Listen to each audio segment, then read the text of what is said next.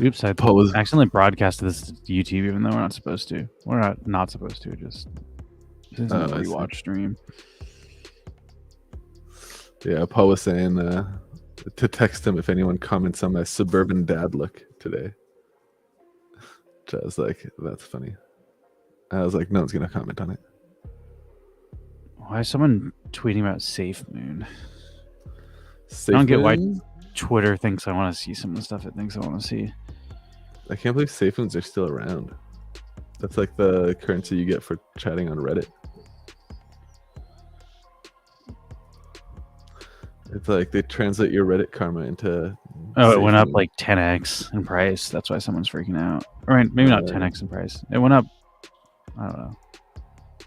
I'm too tired to do the math. It went up some amount of price, and someone tweeted about it. People care about safe moons, I guess. I don't know. It's like a BNB shitcoin, in my book at least. I think Twitter fucking promotes the people that paid $5 over the people that didn't. So you just see a bunch of people that are like paying $5 saying stupid shit. I don't really like the whole Twitter platform now that like you can pay money to like increase your reach. But it's like now I'm seeing a bunch of shit I didn't want to see because people paid $5 for it. Yeah. The whole Twitter thing is falling apart in my book. In my eyes. What up, Mark? I was never really into Twitter, but no, me neither. But now I'm like less into it than I was already. Even as a user, I feel like Twitter's kind of awkward to use. Like I never quite understand how to read it because like the way that replies work, I feel like the formatting is what always turned me off. And most of the stuff, like I don't really like follow people. You know, I feel like Instagram, you see videos and stuff, so like that's a little more engaging. You just want to see what someone says. I would just like see reposts on Reddit or something. You know, if there's something like eye-grabby, then someone will post it on Reddit. I never got Twitter because like I had Facebook first, and it was like, okay, so you can type status updates and then. But they're like restricted character. Yeah, it's just a worse version of Facebook. Like you can post updates, but it has to be a certain amount of characters. Like, why do I want to use this over Facebook? But I don't know. Twitter's probably I was wrong. More relevant than Facebook by like a long shot as far as like more people use it. And Twitter, for whatever reason, became like a news platform, which doesn't make any sense either. Like people get their news from Twitter, which is like literally anyone can type anything on there. There's a lot of commentary on like the war in Ukraine. Like at first, a lot of former generals or military strategists that are like posting their 2 cents on Twitter is kind of weird. It's like, okay, so I got to follow tweets to figure out what's going on with the war. I mean, you have to do that you used to have to do that for the president of the United States. Like he would give out his takes on fucking things via Twitter. That was like the official platform for the president to let people know what's going on, which was generally nonsense back when Trump was elected. But now he has Truth Social. It's just weird that Twitter is like so now you got to have another app. Yeah, the privacy. There's a lot of commentary on Truth Social because it actually takes like quite a bit of information as far as data to make an account. So it actually gets a lot of flack because like it is a little bit more invasive than traditional social media. But a lot of those people dump on social media sites saying like, oh, look at all these evil things they're doing. But I think Truth Social is one of the worst as far as taking personal information. I mean, if you're not paying for something and you're using it, they got to be making money somehow. So they're either selling your data or they're selling to advertisers. But yeah, I would argue like data is one of the most valuable commodities in our time. Not precious resources, but data. I mean, that's bought and sold a million times over. Yeah. That's why I was like talking to my dad about targeted advertising the other day about how it works, and it like totally freaked him out. Because like one time, basically one of our friends thought it was like works in tech, and so he knows a lot about how these algorithms work. And he thought it'd be funny to basically make a targeted ad specifically to one of our other friends who's like, he's like very, I guess he takes his faith seriously. He goes to church every Sunday, and so our friend thought it'd be funny to have a targeted ad that was like a picture of him from his wedding, but it's an ad to join a cult, like a satanic cult.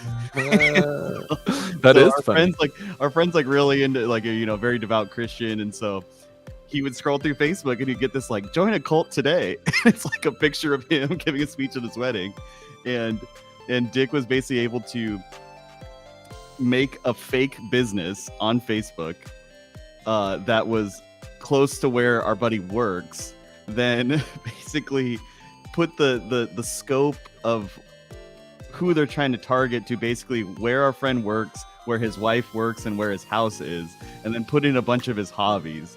And basically through that, he was able to make a very, very specific targeted ad with a completely fake business, by the way, that Facebook approved and is as a business listing, and it's not, it basically requires user reports to call it out, and was able to do that in like a day. So. Yeah, that's pretty great. That is why data is so valuable. You can, like, I don't know, it'd be really difficult to do that kind of thing without all this data mining,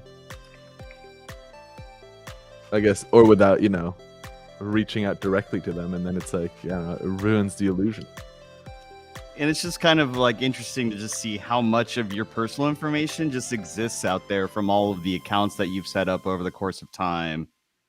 It adds up quite a bit. There's I feel like I'm in the minority where I don't really care. Like, if they want to make a better fucking advertisements for me, that's fine. Like, I don't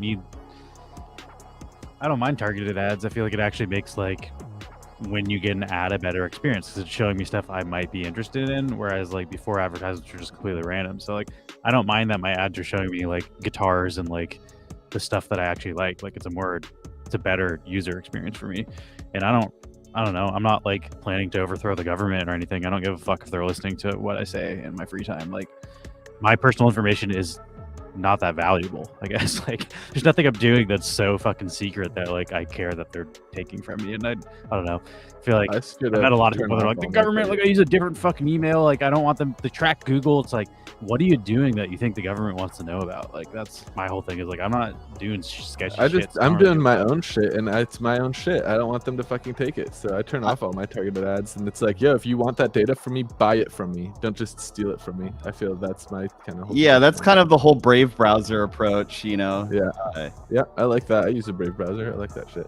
But yeah, it is interesting because I mean, there's a certain catch-22 of, well, you could not have your data be out there and just choose not to use all of these app services and make accounts at things.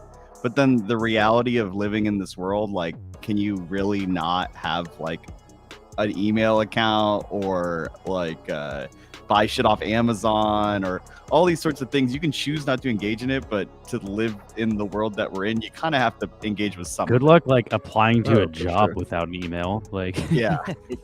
I mean, I'd still have all that shit. I just go into the settings and I turn targeted ads off. I'm like, don't target me with ads. Like, just give me general ads. Yeah, but there's a certain level of trust that when you say turn off targeted ads, their interpretation of what that means or the data they track is very unclear. So I don't know. I end up getting a lot of geriatric ads. Is different from Facebook to whatever deep cut app out there. It's one sentence that says the same thing, but maybe implemented differently, I guess is my point.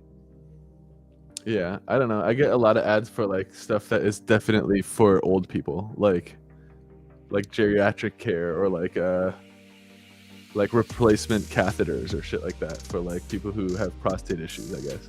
I don't know. Like, it's definitely shit I would never buy and never have bought or ever talked about. And I kind of like seeing those ads too. Well, honestly, sometimes back you get when targeted ads based on what people you're near. So like the way I used to get so many like gay ads that it was like, oh, gay singles or like gay this or like stuff about like sexual like orientation like driven advertisements, and that I found that like pretty irritating, where it's like, I don't know, maybe not offensive, but it's just like, fuck off. Like, I don't like that that I'm gay and then you assume that I want like ads to gay clubs or gay like cruises or like gay shit. It's just like, I don't know, like that's not something I'd ever buy online, so it's a weird thing for you to target. Just Max doesn't like gay shit. I like it on my own terms. I like gay shit on my terms. I don't want Facebook to tell me like about gay singles in my area or shit like that.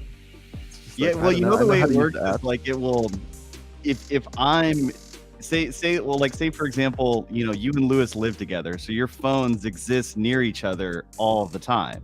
Oh, So yeah. it can extrapolate that these two phones Yep. and these two advertising IDs are near each other, and we can reasonably assume that they probably interact in some way. So it'll try and send you targeted ads based on their input to then target you by proxy of being friends with them, or at least through correlation they can assume you interact in some way because you're near each other all the time. Yeah. Like if Yeah, I get the if Lewis- sickest targeted ads, Max. You're gonna be getting some sick stuff. Yeah, My it's YouTube sick. algorithm is so fucking wild. Like, I'll get a targeted video for me where it's like YouTube recommends this, and it's like a video of a singer songwriter that has 36 views, and I'm just like, how the fuck did this find me? But I love that. Like, I love that. Like, my algorithm just feeds me weird, obscure shit that was like, there's no way I would have found this video if YouTube. They're like, just "Are you into pump it out for music? me." Do you like NFTs? Is your name Lewis?" What am I supposed to spell? What word did I say I was supposed to spell? Extrapolate? Correlation, maybe. Correlation? I don't know. I only half listen to what we say. Yeah, that's true. We're all I kind feel of like having Mark can- sleep or Mark can whatever. spell we pretty good. start anyway. I'm a pretty good speller. I think I was pretty good in my 3rd grade spelling bee. I don't really remember, but in my perception of the memory, I was good at it. Yeah. Oh, Viagra. You're right. Least comic. I do get advertised Viagra on Cialis, but I don't really have problems with that. Although I have tried it just because it's fun to see. Like, oh, like let's pop up Viagra and see how much different that is. And it actually does. It is a little different. I mean, but I think those are just general advertisements. that's just yeah. I feel like that's when you're not getting targeted. That's like they target everybody. Like everybody would benefit from Viagra. You don't have to have like ED to like enjoy Viagra. Something I always see that upsets me is when somebody I subscribe to, I see their paid advertisement. Like on Instagram, it's like, this is a paid sponsorship. And I'm like, I already follow this person. Like, why are you wasting their fucking money showing? Like, show me the shit. Like, because I already, like that should be a free view for them. Like, I always feel bad when people are advertising stuff and I see it. And I'm like, because I advertise stuff, or I have in the past, my band, I would advertise on Instagram and Facebook, and every single impression costs money. So me seeing that costs them money. And it cost me money even though I already, like, to inform me of something I was already informed of. So it's not effective advertising. Yeah, It bothers me for them at a cheap level, at a stingy level. Yeah. All right, And there's I also will- like you can give feedback to ads that you get and be like, was this relevant to you or not? And it's just like, I don't know, like fuck off. I'm not giving you that data. Like, why would I I tell think you? that's also why I don't dislike it, is because I use advertising. So like if all that shit didn't exist, it's so much more effective from a user perspective, because when I advertise my music, I can say, if you listen to Tame Impala, Mac DeMarco, and Wolfpack, you will see this ad. But you have to like the bands that I like and make the music that I already sort of thing. So like that sort of advertising makes it possible for people like me to get my music out. Whereas in like a previous thing, you'd have to go like hire Rolling Stone magazine to put your shit in there, and like you'd have to target it directly through like, I don't know, but you can just directly target people based on what they like, and like that's pretty great as like a business owner and as someone who creates stuff that you want people to see. Yeah, and I guess That's true. I mean, I see the value of target advertising. The part that always creeps me out is the location data. It's the fact that they like can geolocate you. That's the part that I feel like is a really slippery slope. Like when I was working at Google and we were doing mapping stuff, and I signed an NDA like 15 years ago, so it's probably fine, or 10 years ago. When you were allegedly working at Google, they allegedly said. But effectively, when we were doing map data, if you Lord. didn't have Street View to infer what the speed limit was in a particular area that you were mapping, you could turn on like mobile data, and it was an overlay that basically tracked phones and how fast they were going. So when your phone's in your pocket and you're driving, there's like I can't find the word, but there's like a gyroscopic kind of tool implement in smartphones that knows how fast it's going in space. And so you could infer that of all the cars that are driving with people with smartphones, they were all going like 60 miles an hour. So then you could infer that this was a highway of some sort as a layer of data to understand how to map it. But That's how they know if there's a makes sense in traffic that jam. Too. context. But then again, you're also geolocating me. I don't know if I like that. Yeah, I definitely am not a big. Now fan. you know I've if I'm also seen, driving know or where you are. walking or Like, on a bike or Same thing with me. It's like, why do I care that people know where I am? Like, why does that bother me? They're not trying to hunt me down or anything. I'm not on the run. I don't know. It's more like I'm not advertising where I am, so why should they like just be easily able to know it? I don't like that so much. I don't like the whole concept of like if you're not hiding anything, then you should be okay with people searching your shit. That's not like I don't know. I disagree with that. Like as a fundamental, like he puts this is a really good point. Like security is a balance between convenience and safety, and it's like it kind of plays back into like the crypto world, right? Where custodial wallets aren't inherently bad. It's just a matter of how do you weigh the risk versus the convenience of using a custodial wallet. So, you know, most people do that by not keeping large sums of money in a custodial wallet, and things that they want to protect, they would put in a wallet that they own the keys to and things of that nature. But it is a balance. Custodial wallets are significantly more convenient, particularly like on Wax, where I'm doing like, you know, web games, and the cloud wallet's kind of nice when I have to like approve 4 transactions to do this game rather than do it on my ledger every time.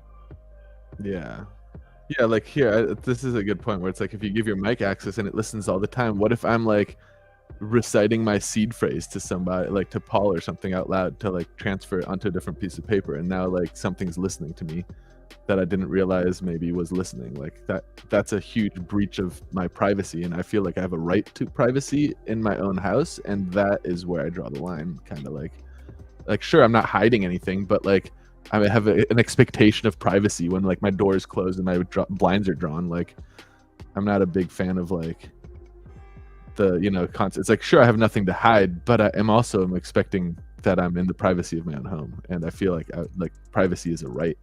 Yeah, I don't like the whole like smart home thing, like the Alexas and the Google Homes of the world. Like, no, Max and Paul love those. That's the funny thing that they're worried about that, and they have them in every room. That shit weirds me out, dude. The thing that set me off was like I turned off the mic, right?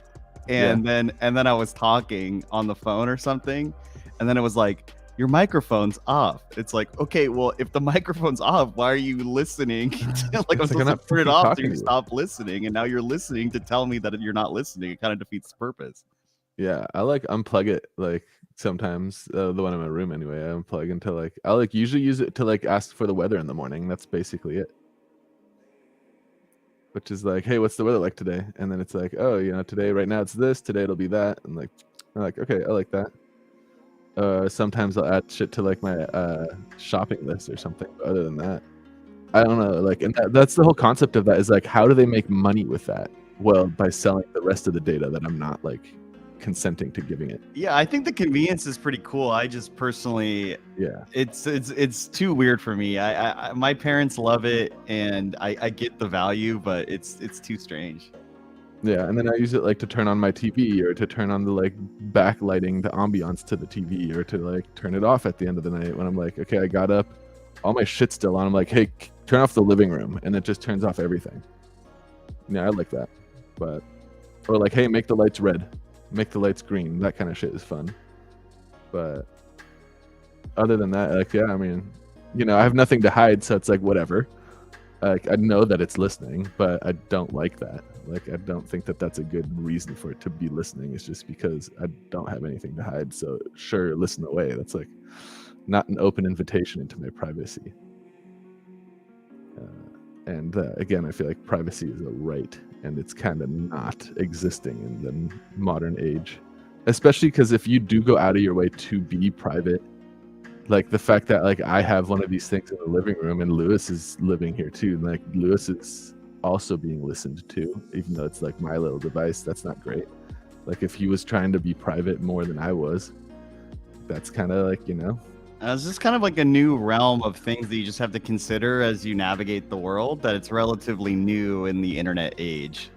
And I was talking to my dad about it, and it just, those sorts of things just never occurred to him on, because he just got a smartphone for like the first time. He had like a flip phone until like last year, and my dad's 77. So like he just like all of those like settings and permissions and all the pop-ups and notifications and things that you kind of just intuitively kind of know what they may entail. It was just completely foreign to him, just because it's such a new concept, and at this point it's so matured enough compared to like 10 years ago that there's just certain language around those things that is kind of intimidating if you are starting off for the first time, I guess. Yeah, I like the 1984 line where they're like talking about working in the corporate environment where it's like bathroom breaks are allowed, but they are noticed. You know? It's like it's not that you're not allowed to go to the bathroom, but it will be noticed that you went. Which is like that's kind of like the privacy thing where it's like, yeah, it's not like you're doing anything wrong, but you're not doing anything wrong, but everything you are doing is noticed, and you know, not a fan. I also think there's a thing I read recently about like someone whose Alexa or whatever like Amazon thing was starting to advertise to them like prenatal vitamins and like you know, stuff for pregnant people, and they didn't realize that they were pregnant. So like their like Amazon assistant knew that they were pregnant before they did, based on like their shift in behavior, which is like, holy shit, that's insane. They're like, why am I being advertised prenatal vitamins and stuff? And it's just like a week later that I got a positive pregnancy test, and it's just like, oh, like Amazon knew I was pregnant before my fucking doctor did. Like, sure, that's not like I wasn't trying to hide the pregnancy, but like that still feels really invasive.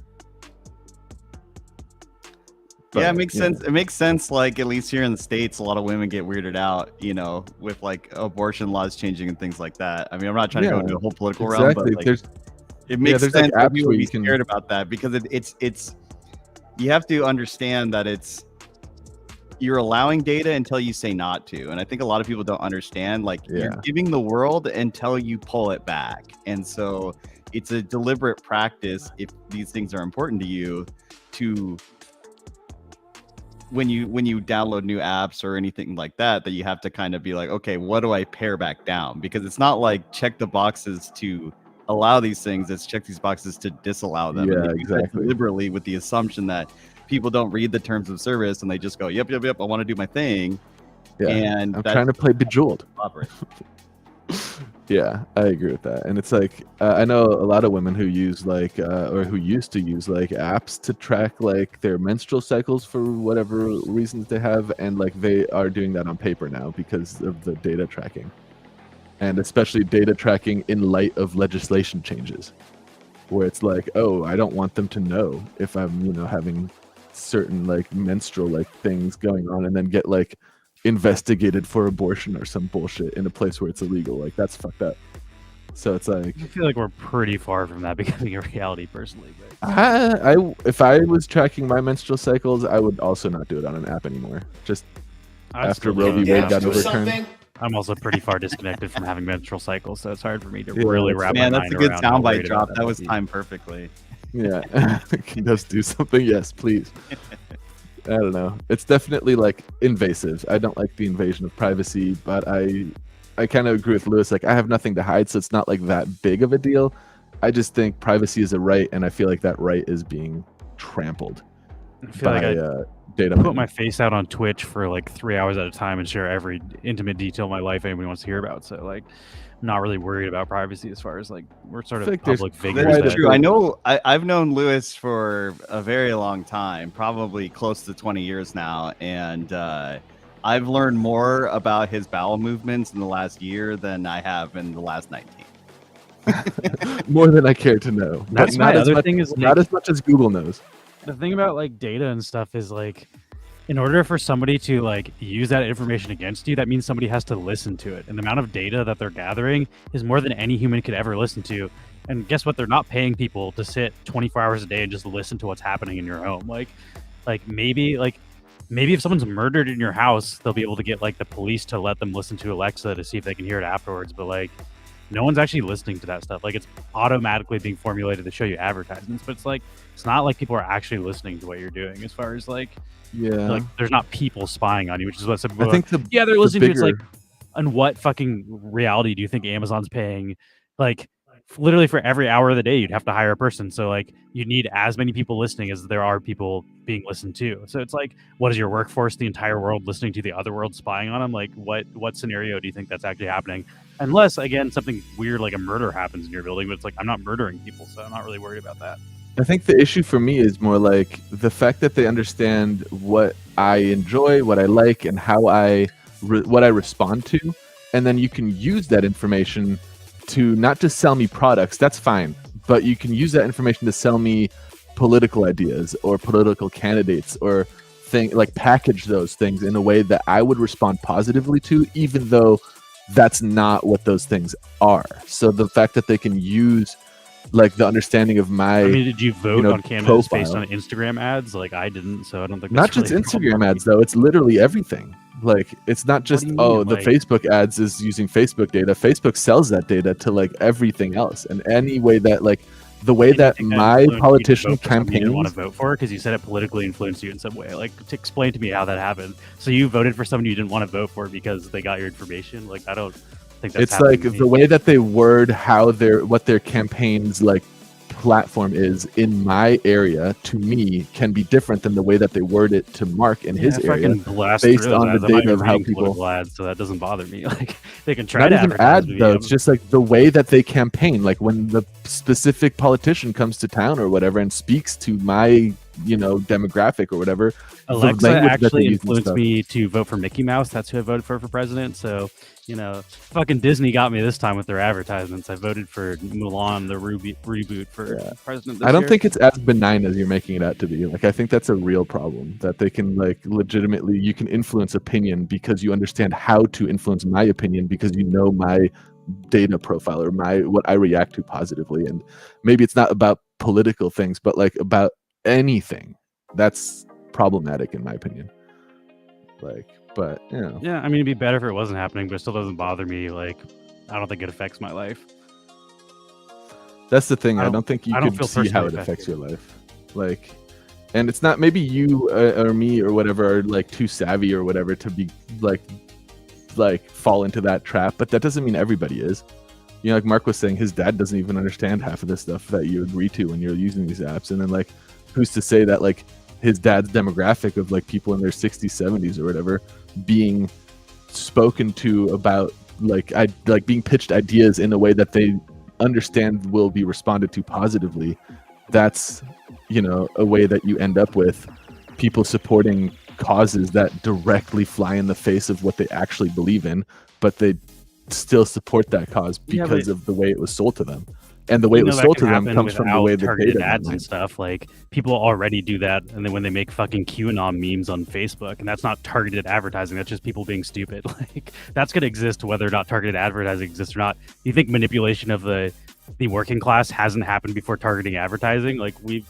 That's not nothing. No, that's definitely nothing new. not. But it's easier. It's easier when you have that information. And if I'm someone who's trying to manipulate the whatever class, People used of religion to do the same thing for like thousands Sure. of years, and like only the clergy were able to read the Bible because it was in an ancient language. So like they used the Bible basically to do the same shit where they're like, the Bible says this, even though you can't read it, so give us money or you're going to hell. And like, I don't know, like the power classes used stuff to manipulate. Like, that's all the fucking TV is too. You don't think the news is manipulating people into doing stuff? Like, I don't know. Like, this is getting way down a deep rabbit hole, but this is just a new version of what's already been happening for thousands of years. Like, this is nothing new. Yeah, it's like using trying to control streamlining it. people. Though.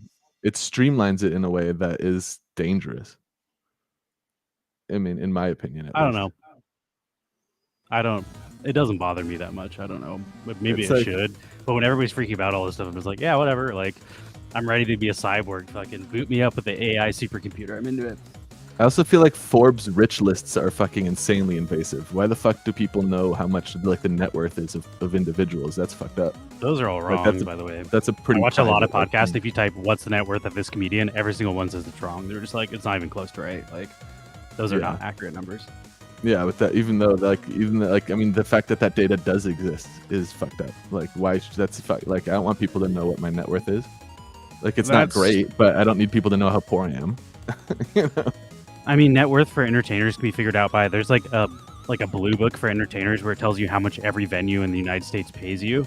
So you can do the math of what venues comedians do and how many tickets they sell, how much the tickets cost, and that's how they can tell how much they're making. Also, it's usually publicly disclosed like how much actors make on each movie. So what they're doing is taking the amount of money they made on each movie and then like trying to like, okay, now I can Zillow their house. Their house costs this much. Let's subtract that. So like the math is out there and most of that information is public, but it's not accurate because they don't actually have access to their bank account. So it's like, if no other expenses existed, this is how much money they'd have just based on what they're being paid on movies and just what their big purchases are. So they're always wrong, but like, yeah, like that information's somewhat publicly disclosed. Also, like it's a lot of guesswork, in my opinion. I have never made I one think of the those only websites. people so who that's should have publicly disclosed net worths are politicians who represent the public and who have access to legislation like that affects, the private sector. And I feel like they shouldn't even be allowed to. They're not accurate though. Like anybody can post anything on the internet. I can say your net worth is $5 million and be wrong. Like that's freedom of speech. Yeah, that's true, but that's not necessarily what those like Forbes lists are. Yeah, but they're also not necessarily right. They can just write whatever the fuck they want. That's media. Yeah, it just feels very like normalized to invade like privacy. I feel like that's a very private thing. It's a strange. I don't care. I feel like if you're phenomenon. making a shit ton of money, people should be able to know about it. I don't know. I kind of disagree, but I think the whatever. more you talk about the money, the less that stuff gets. Like not talking about money is what stigmatizes it. Like letting everybody know what's happening publicly, I think is actually better as far as like less people are like likely to like get fucked on their wages if they know how much other people are getting paid. So I actually like the idea of that information being more public. That's also why I like blockchain stuff, is because you can literally everything's public. You can see it. You don't necessarily know who is in the wallet, but you can. All that. I information agree. I agree with that 100%. The fact Anyway, that let's the get into a blockchain giveaway. stuff is We're getting way too deep transparent. into fucking tech security stuff. Yeah. Let's give I away mean, this if the Christmas system itself- Sune. Christmas just happened. This is a Sune. Wait, actually, let me make sure we have two of these because I didn't send the one from yesterday or 2 days ago. Yeah, we have another one of these. Mint 47. And this is a Wax NFT on the Wax blockchain. So, if you've never used Wax, I guess let us know. We can help you sign up for a free wallet. And it'll probably track all your information and sell your data to somebody else. But that's what it is. I'm actually not naked in my house often, but it's because I have a roommate. I feel like if I lived alone, I'd be naked more often, but I feel like not I that wouldn't much more still. often. Yeah. Being naked's like, I don't know, like probably too much information for her. But as a man, I sweat a lot from my balls, and I'm not trying to sit on my fucking furniture with sweaty balls. Like I would still Yeah. wear underwear whether Leave a people slug around or trail. not. And that's not even like because I'm like ashamed of what I look like. It's like I just don't want to get my juices all over stuff. I'm gross. I'm fucking sweaty, bro. I'm not trying to get that shit. And then like, how do you clean like a shit sweat stain off of a couch, man? Like, I'm not trying to do that. I probably would walk around in my underwear a lot more if I never. Yeah. Also, there you I go. don't know. See? I occasionally walk around in my underwear. I don't think you guys give a fuck. No, I don't. I mean, at night, if I'm like coming out to do like grab a drink or something after I already got ready for bed, I'll just Yeah, walk that's out normally in when my I do it underwear too. and Just, shit. like It's fill up my whatever. water, go to the bathroom. Yeah. Also, it's not like it's not like you would see it and be offended either. I would call the fucking. I don't even know who you call about that. Call someone that's upset about something. Yeah. I mean, I don't walk around in fetish wear, and maybe I would do that more often. Let's see. If I lived alone. I'm gonna play our marble intro, so get ready to get blasted. All right, let me turn my. Let's get ready to rumble!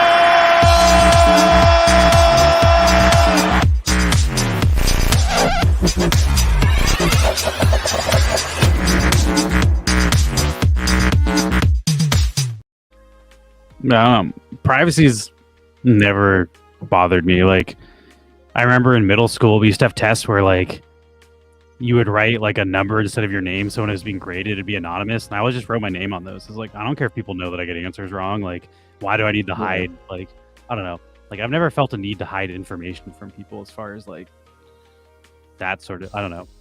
It just doesn't bother me. I don't really care if people know stuff about me. Like, it's less shit I need to explain to people if they already know it.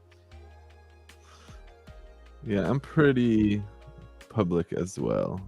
I'm not too like worried about the privacy thing. I just think it is a right, and I think people should. I be should able also to say I am control that a right. straight white dude, so like I've never ever been worried about my government using any information against me in that sense. So like maybe if you're worried about other shit, like as you said, like women tracking their periods are worried because there's like fucking legislation being written around that stuff. There's not any legislation written around like let's fucking tie up straight white men to the stake and burn them. Like that's never happened in history. Yeah. So maybe I just have a different like, you know, there's never been a threat to me as a type of person.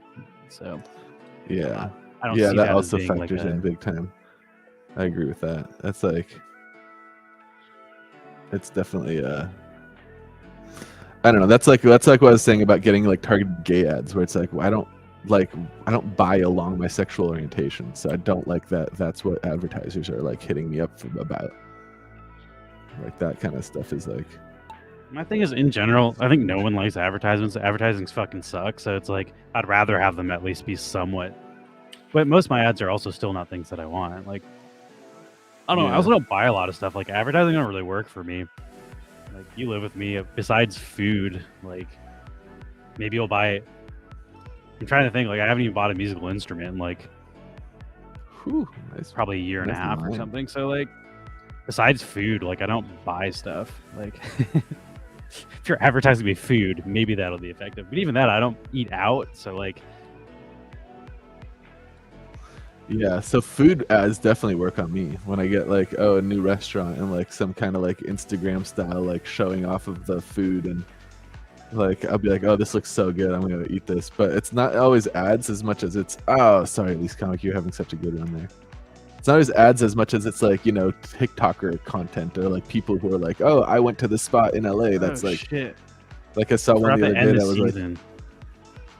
This is technically the Oh. last race of last season because I didn't end it. So because we don't have the data without it. So I see. this one race shouldn't really change anything though. But that was my bad. So yeah, last Marvel season was supposed to have ended on the 31st, but I did not turn that tab off. So this will be the last official season of, or last Marvel. This is also like we might still do Marvels, but it's not gonna be a season for a minute. The person who's in first was so far in first that this is not going to change anything. I can let you know that much. I323, I'm pretty sure got in first place. It'd be crazy if they were in second after this race and like it actually changed. That'll be their second first place win. I think it already is. Like I think they're so far ahead. I think Willowbard might have been, or somebody's kind of close in second, but like it was not one race within. It was like, shout out to Dre. Yeah. Yeah, I'll play that after this. We'll do our Marvel wrap up.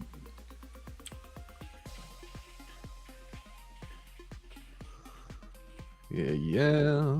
Let's see. Did I finish sending my Novo Pangea guys out? I did. Marble prizes. Definitely take me a lot more clicks now to rest my guys, which I'm not a fan of.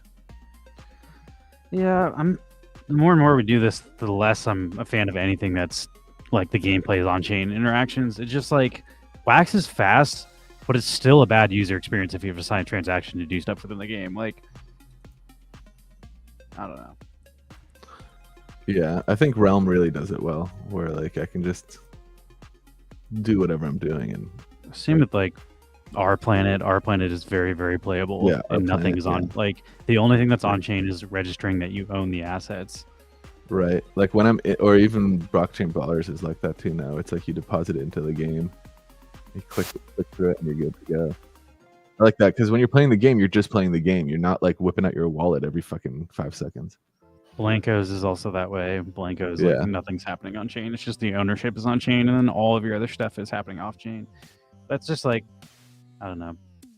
I feel like those games came out late enough. Like Novo Pangea saw that Alien Worlds didn't scale. They should have fixed that to be off chain. Like same with like Waxel Yeah. World. Waxel was building their shit forever, but then it was like, it kind of sucks having this like having to sign a transaction every time I want to dig or like do any of those things. It's like ends up taking 20 minutes of clicking transactions if you have a like medium-sized stake in the game, which is just like it's not really Yeah. fun. Like I'm not really playing a game. I'm just signing transactions.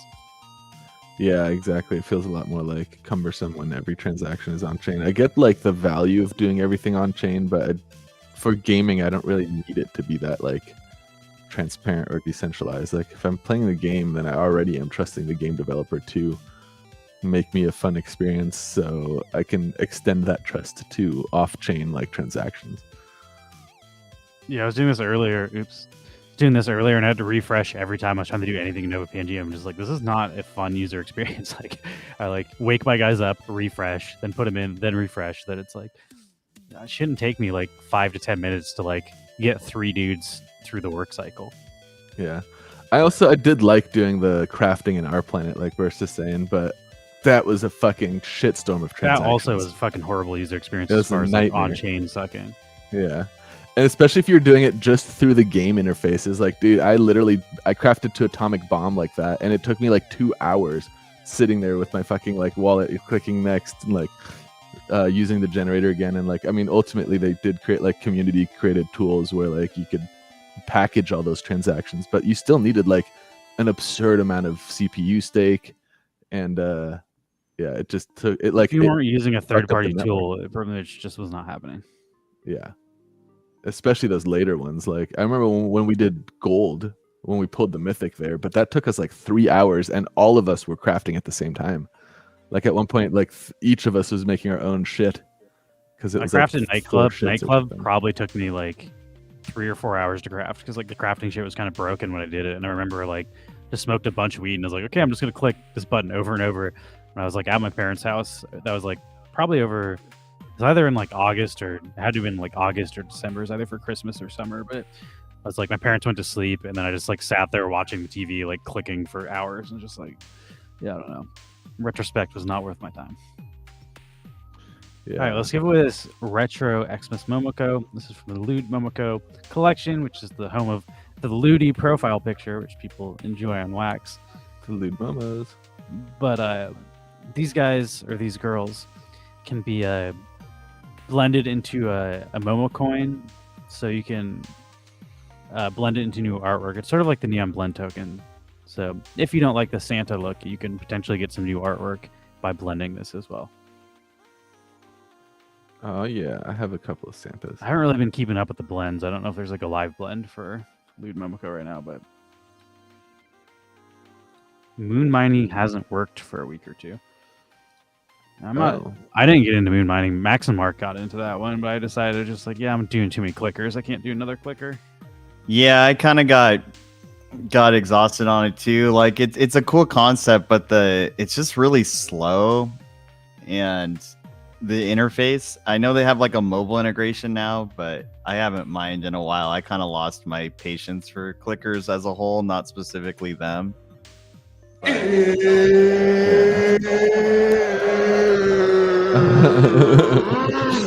Terrifying.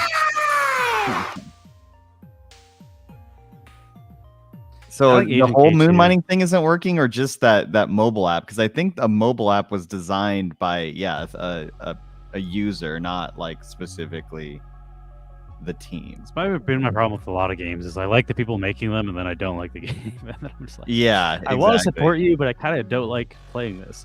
I mean, they have a really long roadmap and they're still going. It seems like in a environment where a lot of projects have fallen by the wayside since we last talked to moon mining, so they're still around. So I'll give them that in a really tough market, particularly because like they need to raise a lot of capital to pull off what they're trying to pull off. So Yeah, and it's definitely like an easy one to get into at a price point where like for 50 cents you can set up a like common rig. that is true. Yeah, If you want to try that, which I feel like that's actually reasonable as far as like blockchain games go and price points. But yeah, I agree. Just click farming is getting So yes going out and of no. style. I mean, I feel like we figured it out day of. It was really expensive to do anything. And they created a new event that was giving out a lot more silver. So that was their way to try to combat, like, it cost too much silver to do anything. They just made it so, like, they opened up the faucet for more silver. But to be honest, I haven't really been playing ZOS super often for the same reason. Like, I just don't like games where all you're doing is signing transactions. It feels like a chore more than a fun for me. And, yeah, I don't know. I've been yeah. And focusing honestly, on the games. chore is worth it when we were doing it for our planet back in the day. And you're making like some serious fucking wax, but like if I'm doing it for like this token that I'm really not getting a lot of value for, the cost benefit doesn't quite shake out to me. Yeah. I'm also still waiting for like some sort of strategic battle. The whole Same. like battle system they released doesn't entice me as a game player. Like it's pretty much just a token faucet where you just click a button until you run out of health and then heal. Like more than like any sort of game where like their health doesn't go down when you're fighting them. Like you can't kill them. It's just like you attack it until you run out of energy, which is like, I don't know. I wanted like a boss fight, almost like Wax Arena, where like you're hitting the dungeon boss and you have to decide whether to heal, like attack again or run. Like, and that doesn't exist yet, which I think it will for ZOS, but that's sort of like what I'm waiting for. That and the ability to attack a dungeon boss as a group. Like if a group of us can go in, like kill a boss, then we all get a prize. Like that's what I'd like. If they could do that, like they kind of mix like what Zen Dodo was doing and what Wax Arena was trying to do. That's what I'm looking for. And like, because I'm back in, like, that's the reason why I like Our Planet right now, is because Our Planet you can play with your friends, and even though it's like pretty much like Clash of Clans timed clicker game, it's not that different.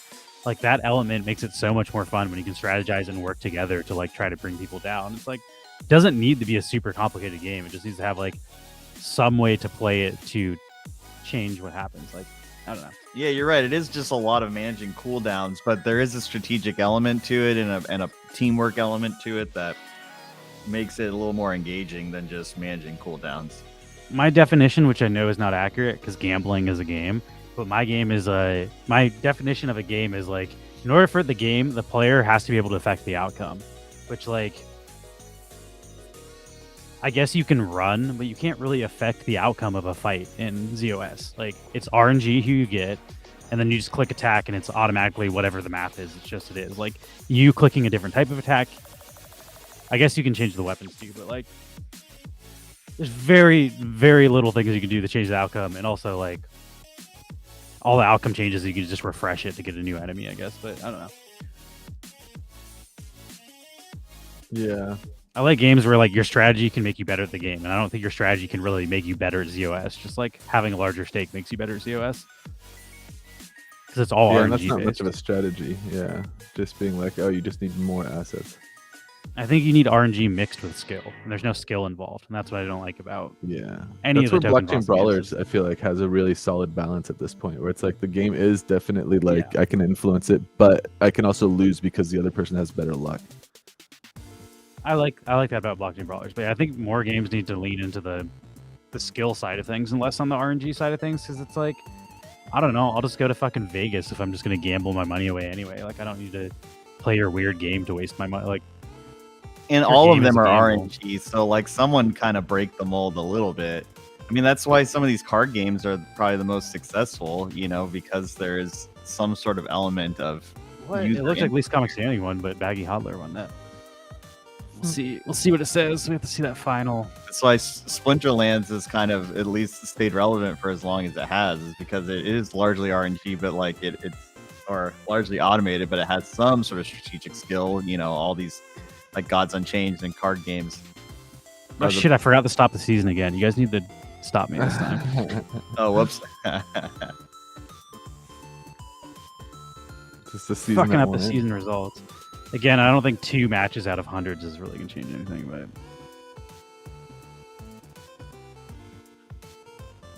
let's do that and then stop doing marbles so I don't fuck it up any worse.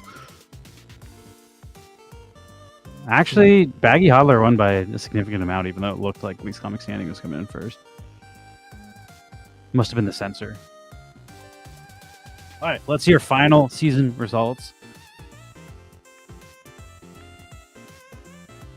Would you look at that? II323 is still at the top. Oh, we should do the podium.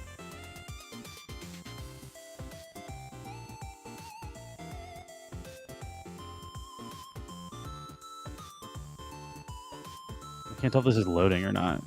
Well, there's like the little floaties going around. Do I have to click a button there? Oh, there, we Oh, go. there it is. Least Comic Standing, 3rd place. Winnie Frederick, 2nd place. 1st place, Yeah. fucking At Yeah, 3 first- two-time season first winner, yeah. two-time season winner. Also, the way we do seasons in the future is probably never going to be the way we do it again. So, like, probably the last winner of our current iteration of marbles. Well done, though. 2 times. You hit the first hump while Baggy dives right in. So it's like a bounce versus a direct.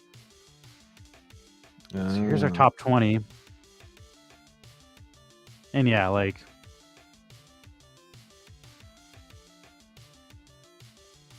There's a pretty big drop off between third and fourth. Yeah. yeah. Well, even like 12th has 700 and then first has a 1500. So there's like twice as many points once you get in like the top 10. Yeah, I guess I'll just scroll through this.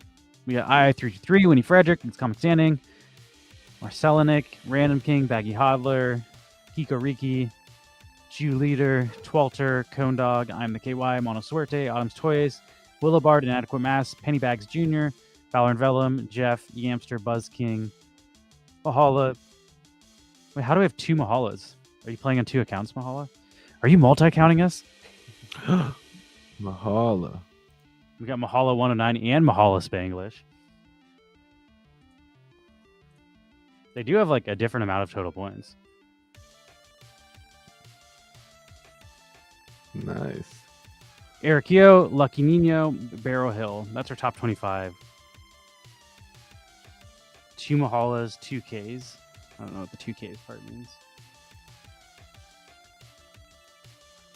Yeah, here I'll just go to the normal one, and you guys, they'll scroll through it, and you can look at it instead of me reading them all. I'm not reading 100 names. I'll do 25.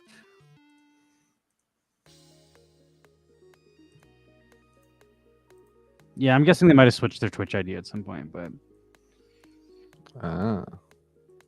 you got Toon 2K and Jolly 2K, which are different people.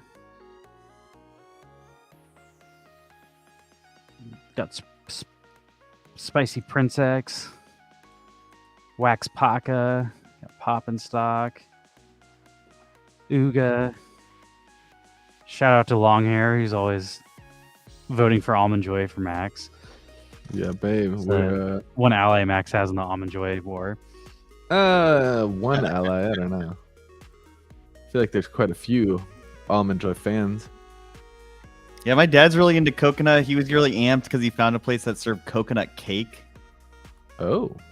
Sounds pretty good. I'm not a big coconut guy, but for you, I'd imagine I didn't really know coconut cake was really a thing. I guess I wasn't really familiar that was like a realm of coconut based desserts. Besides, like I'm like familiar with like coconut cream pie, but coconut cake is fascinating to me. Isn't coconut normal on like a German chocolate cake? It is, yeah. Yeah, like the shavings or whatever, the coconut shavings. But Yeah, I don't know, the super good. coconut flavor Waxy, doesn't really like a come weird through with those. texture. Yeah, it's really just texture with the coconut shavings, in my opinion. I feel like a coconut cream pie or something has like a taste of coconut. Yeah, the stringy stuff is weird to me. It's like I'm chewing on plastic. You know? You can also see here the person who got in 100th only had 5 races, so I feel like you can actually. You don't have to watch a lot of our streams to qualify in a top 100. 5 races against NFT ain't bad. Well, let's see And they're who pretty has the most sweet trophies. eliminations. I mean, I would say the quality that you're getting as far as free NFTs is pretty far. Damn, a lot of the- II323 also got the most eliminations. They're getting, which I don't think they were here today, and Least Comic Standing was. So you actually had a chance to catch up today, but you did not. But You blew it. Can I ask a question to the audience here? So it seems that this is completely off topic, by the way. I just got an email implying that we're gonna get a bill for the snow plow to plow the parking lot outside of our space. Did you ask them to do that? I didn't know until they just told me they're gonna send over a bill. So I was like, seems a little strange. how's to that on me. you to pay that? Yeah, I I'd be don't- like, I don't know. In I'm my not opinion, I interested. feel like it is not my responsibility because it's not technically part of my lease space. It's a shared parking lot. So Yeah, that's I'm on a the little landlord. I confused wouldn't on pay that. Although it's like in an email chain with a bunch of different people, so perhaps it's like an internal communication that I saw. But if I get a Why bill, would they I forward it find to you? a little bizarre because technically that isn't my area. So maintaining of the property as a whole seems that would be on the landlord. Yeah, you don't pay for landscaping. Like you don't pay when they mow your lawn and shit. That's on the landlord. At least for us, it was Yeah, always Like we have a forever, pool. it's If me. when they come and clean the pool, we don't get a fucking bill. Yeah, and that was my thought too. So okay, I'm not crazy here because I was No, like, that's I mean, the if it's landlord's like crazy. $50, like I'm not gonna like cause a stink about it, but it does seem a little nickel and dime. Wait, $50, and how many units are in your apartment? No, I'm just spitballing. I don't know what the Yeah, bill is. sure, I haven't received sure. a bill yet. They just said there is a bill. I'm like, well, you The should be like, hey, lease doesn't sorry. really- You should just respond to the email. Be like, oh, I think I got this by mistake. This sounds like an internal communication. I'm a tenant here. I don't pay Yeah, these bills. the lease doesn't really stipulate that specifically. It just says that the tenant is responsible for all utilities that, and this is not an exhaustive list. And they list off like, I mean, the bottom line is you didn't ask them for this. Like they Yeah. can't just be like, they're like, It's yeah, like we a hired a reordered fucking plow. orchestra to play outside your room, and now you have to pay for it when you didn't. Yeah. Like, it's yeah, like, I didn't want the orc. Like, you could be like, I wasn't even trying to drive. Like, I was just gonna stay home, so I'm not gonna pay for that shit. yeah. So it's, yeah, it seems a little odd to me. Anyway, top 10 eliminations. We got I323, Least Comic Standing, Marcelinic, Twalter, Geekoriki, Jew Leader, Baggy Hodler, Random King, Winnie Frederick, and Inadequate Mass. That will be our official top 10 eliminations this season. So Inadequate Mass, you Nicely just done. barely got in there. It's one more death. Nice. I'll pull it off. Yeah, it's funny because like for my apartment, it says in the lease that the tenants are responsible for clearing sidewalks outside of their unit. And then just no one does it. They just do it themselves anyway. So it's funny that it's like specifically stipulated, but everyone's just like, this is kind of bullshit. Particularly because it's none of the doors really face the sidewalk. You know, it's Yeah. all like all the areas. Wait, the public sidewalk? Well, it's like a complex, right? So once you pull into the like lot, it's all part of the apartment. But like, I don't think there's any one specific Okay. unit that has a piece of sidewalk right outside their door. They're all kind of faced in different directions, and then you take a sidewalk to get there. So I don't really think the way it's phrased, really, there isn't anyone who has sidewalk outside their door. So therefore, their responsibility in the lease, in my mind, as not a lawyer, but likes to pick apart these things, seems like you're technically checking the box. Like if there is snow that somehow blows into this covered area that somehow is in front of my door, then yes, that is my responsibility. Yeah. I I don't would think there are say- communal walkways, and yeah, exactly. I don't think communal walkways should be where do you draw the line? I don't really think you should be responsible for I that. wouldn't- This is like a multi-state corporation, so I feel like maybe this is something that's more applicable to other areas or other states or other complexes that maybe designed differently, and they just do a one size fits all. But I don't know. I'm not like trying to be a stickler. Like, how dare you make me like plow or like shovel sidewalks? But I think it's kind of bullshit to ask me to do it. Yeah, I'm personally what I do in those situations, and I have done in the past when like I get invoiced for shit that I disagree with, is I just say, oh yeah, I'm not paying that, and then I don't pay it, and then if they send it to collection, like I understand my credit is well enough to know I can take a hit like that and not have my credit really affected, and once it's like been sent to collections, the debt is paid by the collection agency that bought the debt, and I then don't pay the collection agency either. Eventually they just leave you alone. I mean, you can't just do that for everything because your credit goes into the toilet. But I mean, at the end of the day, like there's definitely like invoices for like I went to go get imaging done. I paid all of this stuff through my insurance, and then like a year later, they're like, "Oh, you also owe this." I'm like, "Yeah, I'm not paying that." Like, good luck getting it from me. And then like it got sent to collections, and then the collection agency called for like 2 months, and then they stopped. And I was like, Yeah, "Okay." you don't see have ya. like power to thanks. garnish your wages or anything like No, that. You fuck know? that. No. Plus, again, when it's like that kind of stuff, if it's not like student loans or things, like they're like your credit only takes a hit once from defaulting on some sort of payment. So once it takes that hit, don't fucking pay it. Like, isn't that nothing bad can happen to you on that? Other than I guess they can call you and ask you to keep paying. Like I had one time I had a debt that was like $2,000, and I was just like let it go to collection, and eventually like I was just like, I'll give you $10, and they were like, okay, sure, and they took the $10 and fucking fucked off and considered it settled. But honestly, I shouldn't have even given them $10. Yeah, this is very much not financial advice. And Max Yeah, is like, definitely don't do pay your that. fucking bills. You will Doctors, you don't pay your will bills, take don't pay your you will debt. take a credit score hit if you do that. So if your credit score influences what your spending powers are dramatically, then don't fuck with that. But if you don't care, or if you're able to like build your credit in other ways that outpaces these types of things, then like it's pretty easy to just be like, I don't pay those types of invoices, sorry. End of discussion. Don't call me no more. What sort of games are we trying to do today? It's game day. We haven't done any gaming shit really. I'd be into some Overwatch. And now that I got a feel for Overwatch, I'm into Ooh, it. that too. I'm down. Maybe That'd we'll be do. Cause I wanted to do some sort of giveaway, and I feel like that doesn't work for that. I mean, we could do Fall Guys too. I'd be into Fall Guys. I've been playing I was thinking maybe we just Star do, like, Wars a- Jedi Order or Fallen Order or whatever. Star Wars Jedi Fallen Order. That game's pretty fun. I mean, it's not multiplayer. It's just I feel like you would like it, Mark. Yeah, I Just got it cool- for free. It cool was Star free Wars. on the Epic Game Store a while back, and I got it. I just haven't played it yet. Oh, it's good, dude. It's fun. I'm getting pretty into it. I also been playing Cyberpunk 2077. Also, Hold on, we're pretty getting fucking away good. from like Lewis's. So, what game were you trying to think of that we could do giveaways for? I think like Jackbox or like Just those, like, uh, Oh, like Like Gartic. Pictionary. if anyone's got their brawlers ready to go and wants to brawl, I can I've brawl. got Battlefront. We all have Star Wars Battlefront. I think Mark and I bought that and played that together. Battlefront 2. Oh yeah, Yeah, I on think the I Epic got it. I Games probably Store. have to re-download it though. But I might. I too, definitely have and to think it's reinstall a it. I think I pretty- it's a pretty big reinstall it. install. Yeah. At some point in the future, I'd be down to play that if people are trying to do Yeah, that Star Wars Jedi game is 96 gigabytes. So, you really got to want it. The Battlefront 2 is like 90 gigabytes. That's why I uninstalled it. Jesus. yeah, I I started have playing Battlefront too. City Skylines last night. That game's really fun.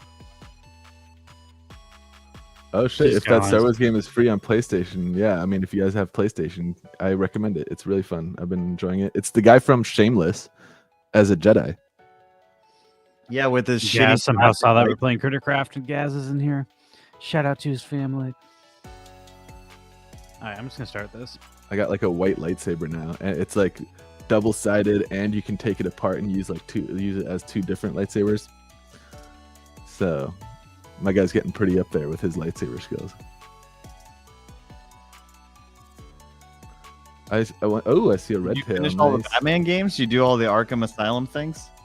I'm on Arkham City now. We finished Arkham Asylum. Arkham City's next, but we started playing Cyberpunk together, and it's really not as conducive to like trading off. It's a really it's almost like playing through a movie. Like it doesn't really have missions or like things that like you're bound like jumping in and out of. I feel like think it it looks do. weird too. I think it's I more don't of like know a if it's just your sandbox game, computer, isn't but it? like, why is the frame rate always so choppy and looking?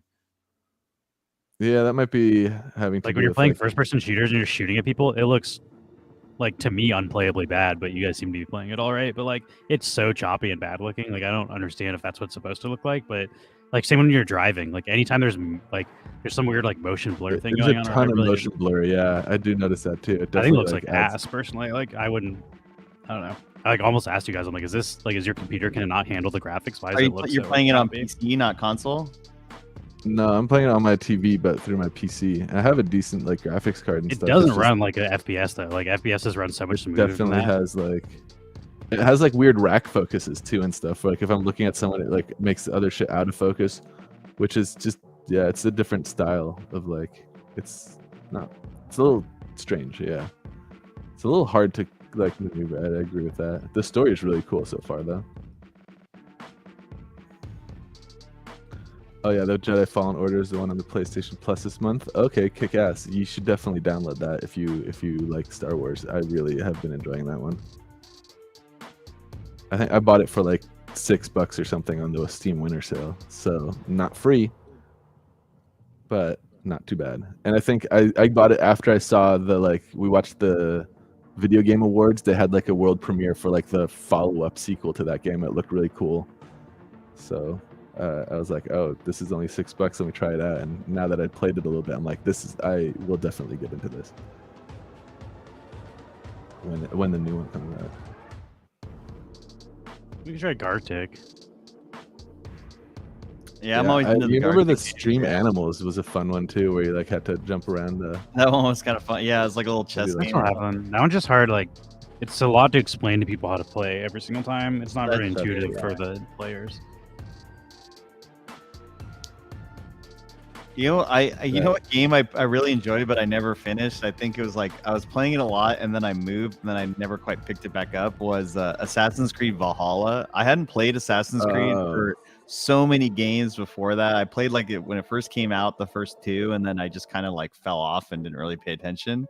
And then It's like I the got Viking one, Valhalla right? 'cause it was cool because all Viking. I hear Black Flag's really good too because it's like the Yeah, pirate. it's the pirate. Yeah. But I went deep into that game because that was like after I wasn't working for a little bit, so I just was like playing it constantly, and then I got like Excalibur, which is like the best weapon in the game, and I was like, whatever.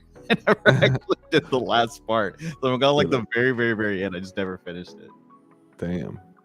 That one looked cool. I almost bought that the other day. It looked really cool. It was also on sale. for Graphically, it's 20. really cool. Yeah, it's the Yeah. landscapes are really really well done. Like the landscape textures and the water and the lighting effects are really really Yeah. phenomenal. I also like the Viking lore, but then there's one that's like Yeah. it's like another Assassin's Creed game, but it takes place in like ancient Greece with like the Greek like mythology kind of. I was like, I feel like that's more my speed than the Viking stuff because I really like ancient Greek mythology and those creatures and that kind of like stuff. But I didn't buy any of them. I'm still playing Fallen Order and Cyberpunk right now. Our next giveaway is going to be DesignerCon 2022 leftovers pack from Sune plus Toratai, the Valor and Vellum's collection. Shout out to Priscilla. But we'll do this for the Gartic show. These are super rare. There's only 26 and 11 of them burned, so there's 15 left. Damn, those are pretty rare. And this should work. Ooh, and one of the looties is in my price point. And here. shout It's out like- Neon Family, by the way, dude. We are just wrecking fools in our planet, by the way. Oh yeah, That was Illuminated. fun. That was super fun. Don't Lord fuck of My tried to farm us, and now Lord of My has been eliminated from That the was the entire dude game. that was just nonstop fucking me over until I eventually like ran away from that area. So we've come full. And yeah, he tried to farm Lou. I think he's the one who was smashing Max too. That Yeah, was a different. That was wrong. No, someone else got me. Oh, That guy's God. still like top 5. That guy's a yeah. I fucking think monster. he's like top 3. Yeah, His up-ins will come. but yeah, I mean, there's no stakes on the server, so I think the really big guys aren't really like forming alliances or playing as hardcore as they did on the alpha server. But still, it's pretty fun to coordinate and see it play out. Let's see if I can draw Oh this. shit! Uga pulled the Neon Wombat. Hell yeah, nice. Good pull. I caved at. Oh, yeah, how did the Wombat land sale go? Also, I'm starting this, that- by the way. If you're just listening, I'm about to play a game with the guess what I'm drawing, so you should look. And if you win, you get a rare pack from Valor and Vellum. Yeah, and to guess, you just type your guess into the chat. I'm real bad at drawing too, which makes this fun for everybody. But yeah, the land sale sold out pretty quickly, I think. Did it really? Wow, I'm surprised. It was really expensive. Yeah, I'm it was not. quite. It was only 500 though, so they didn't like do their whole 10K. Which they'll do eventually, I guess. Sure. Let's see. Looks like a mouse, maybe.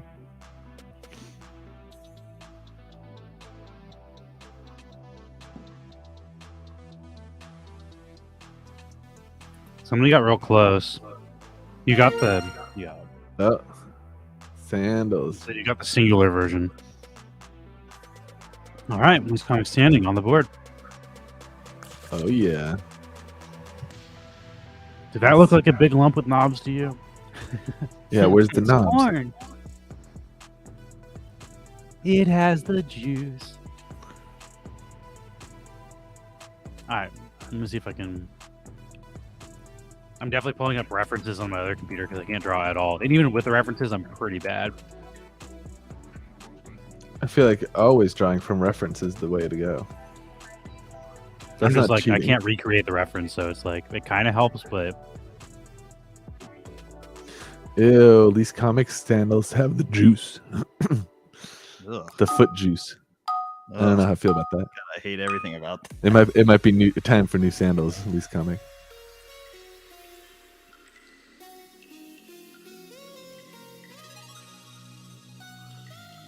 Oh, did the land not sell out? I thought it did sell out. Let me double check.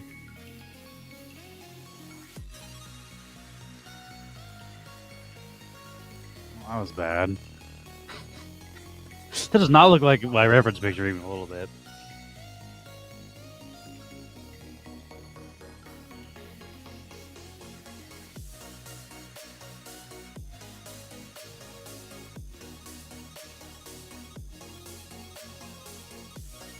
How bad can I butcher this? Oh, somebody got it? What? It's a witch. Y'all are better at guessing than I thought. I was like, that doesn't even look like a hat. I'll show you my reference photo. Okay. That's definitely a witch. And mine was like, did not look like that, but somebody got it, so good job. Yeah, I'm impressed. Yeah, Uga got witch hat pretty quick when just the hat was drawn. Should have just dropped the hat. You would have had it. My screen's not on, right? The one that's showing the answer. It's not. No, it's not. No, you're good. But it's funny. I'm seeing you reference it behind the scenes in real time. Oh yeah. Trying to pick a good one, huh? And so my parents finally got home. They had the train canceled 3 times, and their flight canceled because of the weather. So it snowed again today and yesterday. So just nonstop, man. Show us out your window. Is it a winter wonderland? I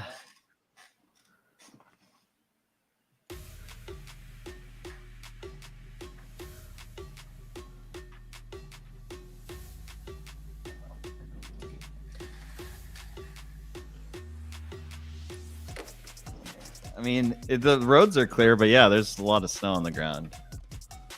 Did you go sledding? Oh shit! Look at that. That's too flat. It looks like to go sledding. Yeah, I mean, there's hills and shit, but it is a desert. Oh damn, dude! I'm over the snow already. I'm glad to not have snow around here right now. I'm like bummed out that it was raining yesterday. Marcy didn't poop at all yesterday because of the rain. Oh, it's a director. Nice, we got it. You want to get her ass wet? Is that the idea? That's pretty good.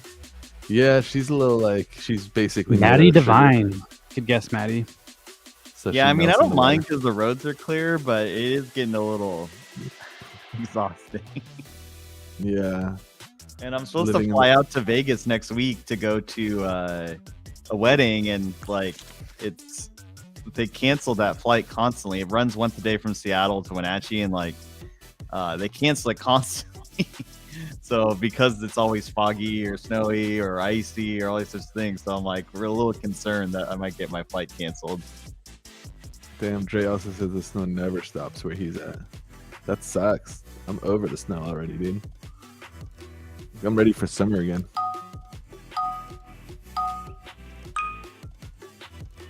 It's been rainy in LA. It's supposed to be rainy for like the next couple weeks too. Probably for the best. Don't you guys have a drought going on? Yeah, that's true. And honestly, because the first couple rains probably won't do much because it's Wow, been that was so long. fast.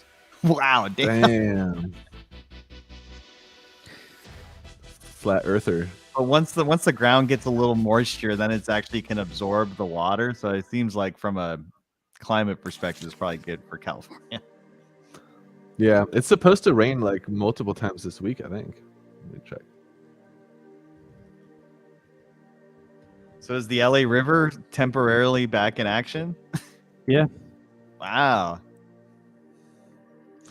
Yeah, it's more of a river again, less of a creek. Well, I mean, when you showed it to me, there was nothing in there. It was just a Oh yeah, empty. it definitely becomes very empty. I used to go down to that like riverbed, like the one that you see from like the Terminator 2, where he drives his Oh motorcycle. yeah. I'd go down and fly my drone there because like I don't know. It's hard to like fuck up there. You know, what are you gonna crash into the river? Like the just concrete like everywhere. Yeah. Well, then It's wouldn't a that fun fuck place up to- your drone though? I mean, yeah, if you crash, I don't crash. Yeah. Or I don't plan to crash. I just like to fly somewhere where I'm not going to be bothering people. It's not like people hang out down there. So, I can't and we've had tell. people come up, like the cops will show up every now and then and they'll be like, you can't do that here. And it's just like, yes, I can, but I'll leave. Like, I'm not trying to argue with cops. Think Uh, it- la- I think it maybe was really it's fun. like a rope of some sort. Oh, it's like a tug of war. This is like fucking Squid Games, dude. That's what it is. Yeah. Specifically the Squid Games tug of war. Tug of war. I remember that. Squid Nice. Games is so fucking good. Like I watched it like a year after everybody's talking about it, but that show is really fun. Can't wait for the next Yeah. season. I also watched this is that Priscilla actually from shout out Sunane Valor and Vellum. She recommended Alice in Borderlands and I watched that. I finished the second season. The first season was Oh. really good, and the second season I binged. I feel like the ending was a little disappointing, but it was still a good series overall. Is that like about Alice, like from Alice in Wonderland? Nobody in the show is actually called Alice, but Oh, but is the world like relatively like in the context of Wonderland like lore? Or yeah, something? I think it's related because I think it's related in the sense that it's like a murder game show. If that's not obvious from it being like Squid Games, where like you have to complete games to not die, Okay.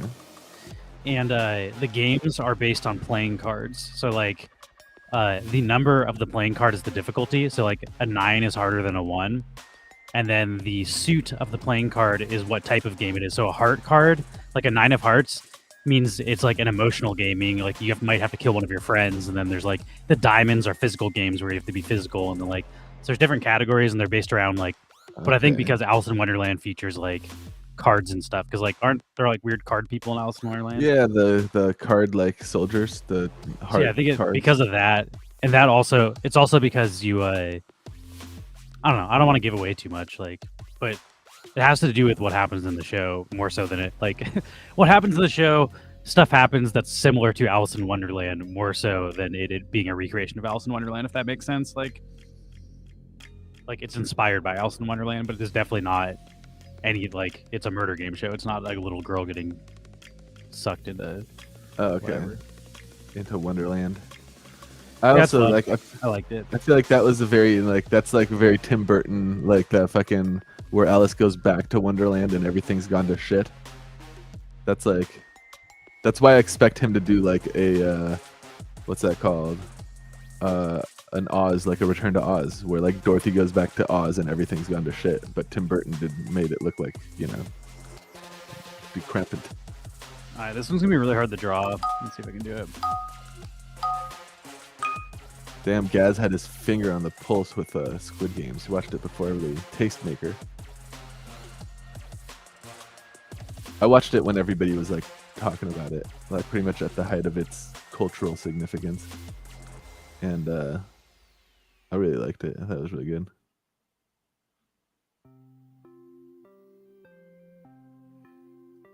Huh. Oh, man. Is that like a gun maybe, or like an instrument of some sort? Yeah, it's supposed to be an Could be- instrument. It's like a guitar. Okay. Yeah. Someone was right with the guitar. Let me put some drums on the floor. Maybe it's Okay, like a like a band music or band. People already. I guess those amp. I wonder if it's like a specific band. It is. The what? I haven't even it's the White drawn.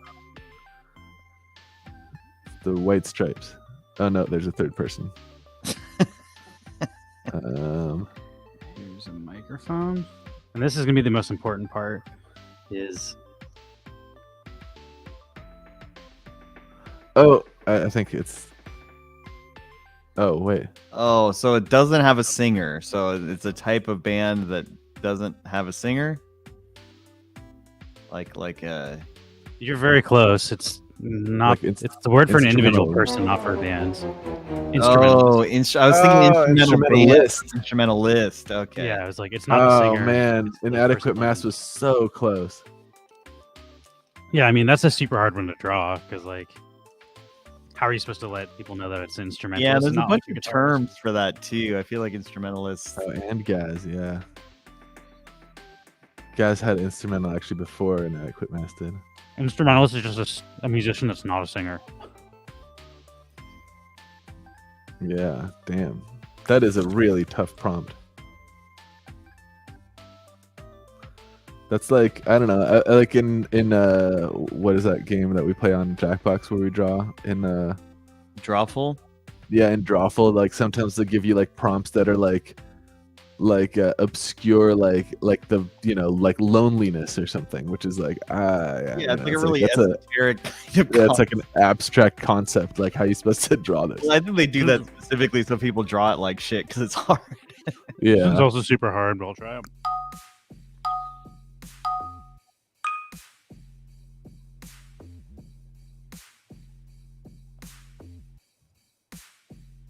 all right. Oh, using the fill in. Oh, this guy draws. Is that Stroll Park. potentially a person? Oh, crew. It's like a big dicked person. Like a Jeez, real Mark, get your big mind on that, erection. buddy. My first thought was it's like a rowboat, like a canoe. Well, oh, okay, I see. But I guess there's no water. This would have added some water. or maybe this is like a zoomed in shot. Well, It's a guy holding a giant shoe. oh, it's like a cash register or something. Oh, Like on a okay. table, maybe. A cashier or an accountant. And that's like maybe the paper that's. Or Yeah. maybe it's like a Yeah. typewriter or something, or. One of you said the right answer on stream, but I'm not gonna say who said it. But Okay. one Shit, of either that's- Max or Mark said the right answer. It's got to be cashier or accountant. Oh, I gotta try it.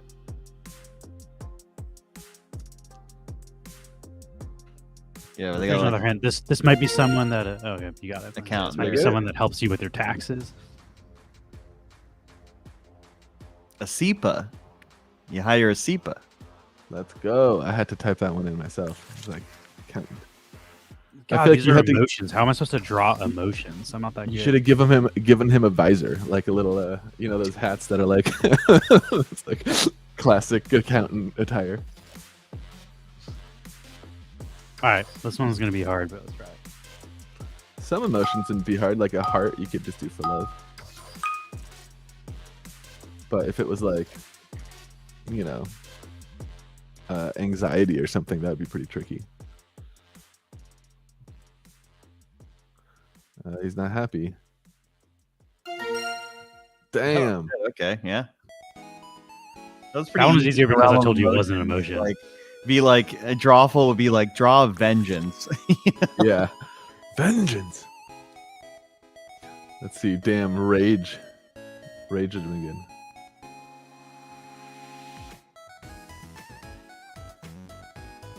I really like the newest Batman. Robert Pattinson was a good Batman. It kind of is like I liked that iteration because it was more into like the detective pieces of Batman. Oh yeah. Which The Batman movie. and he kind of portrays Bruce Wayne, and it's kind of like, you know, more of like a recluse kind of thing. I liked, and the Riddler, the guy who played the Riddler was phenomenal. Wait, is that the movie the Batman? The Batman, yeah, the most recent Yeah. one.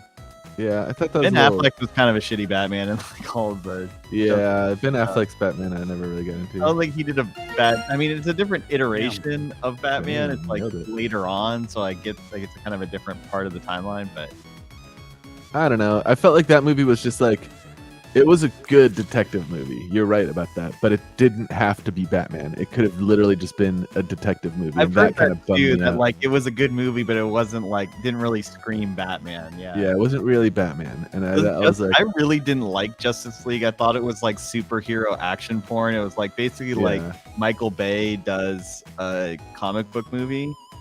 yeah. I just found was that a like- little over the top. It was like, how much can we do all on a single green screen stage?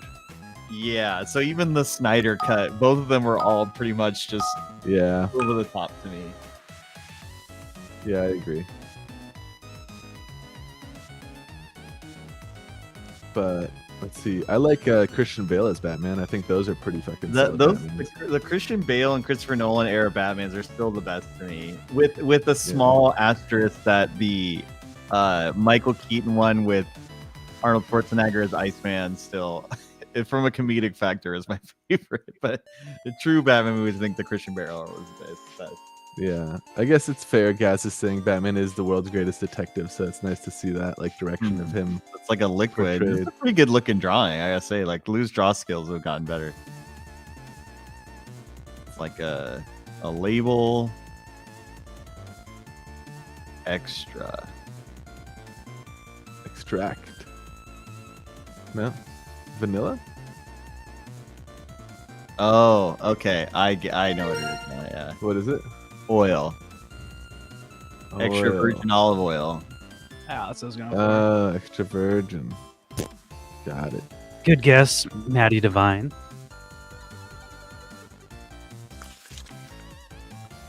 Mountain Dew. That's hilarious. Yes.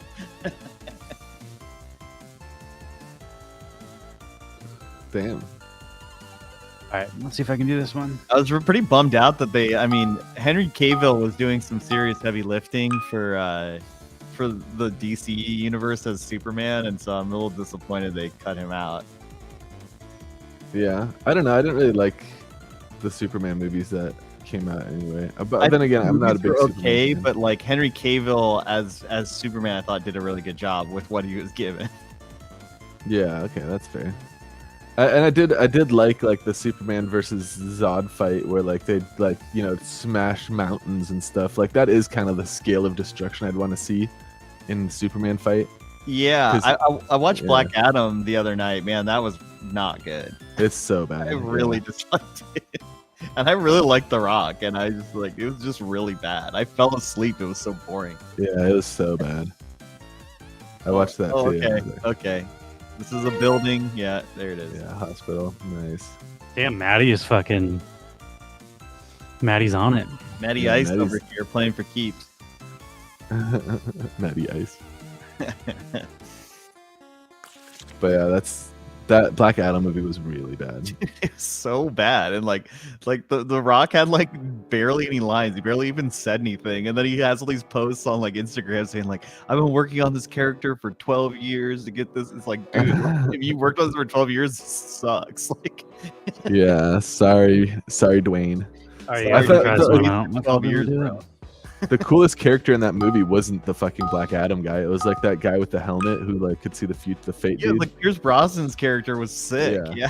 Yeah, Fucking dope, dude. Where's his movie? That was yeah, cool. and all the CGI for that was dope. Yeah, I don't know. It seemed like Black Adam was just kind of like a Dr. Fate. little yeah. accent character, even though it's supposed to be all about him. And Yeah. Black Adam's pretty big in the DC universe. I mean, he's supposed to be akin to Superman's strength. So Yeah. he's a pretty major character, and they just made him the most boring thing in his own movie. Yeah.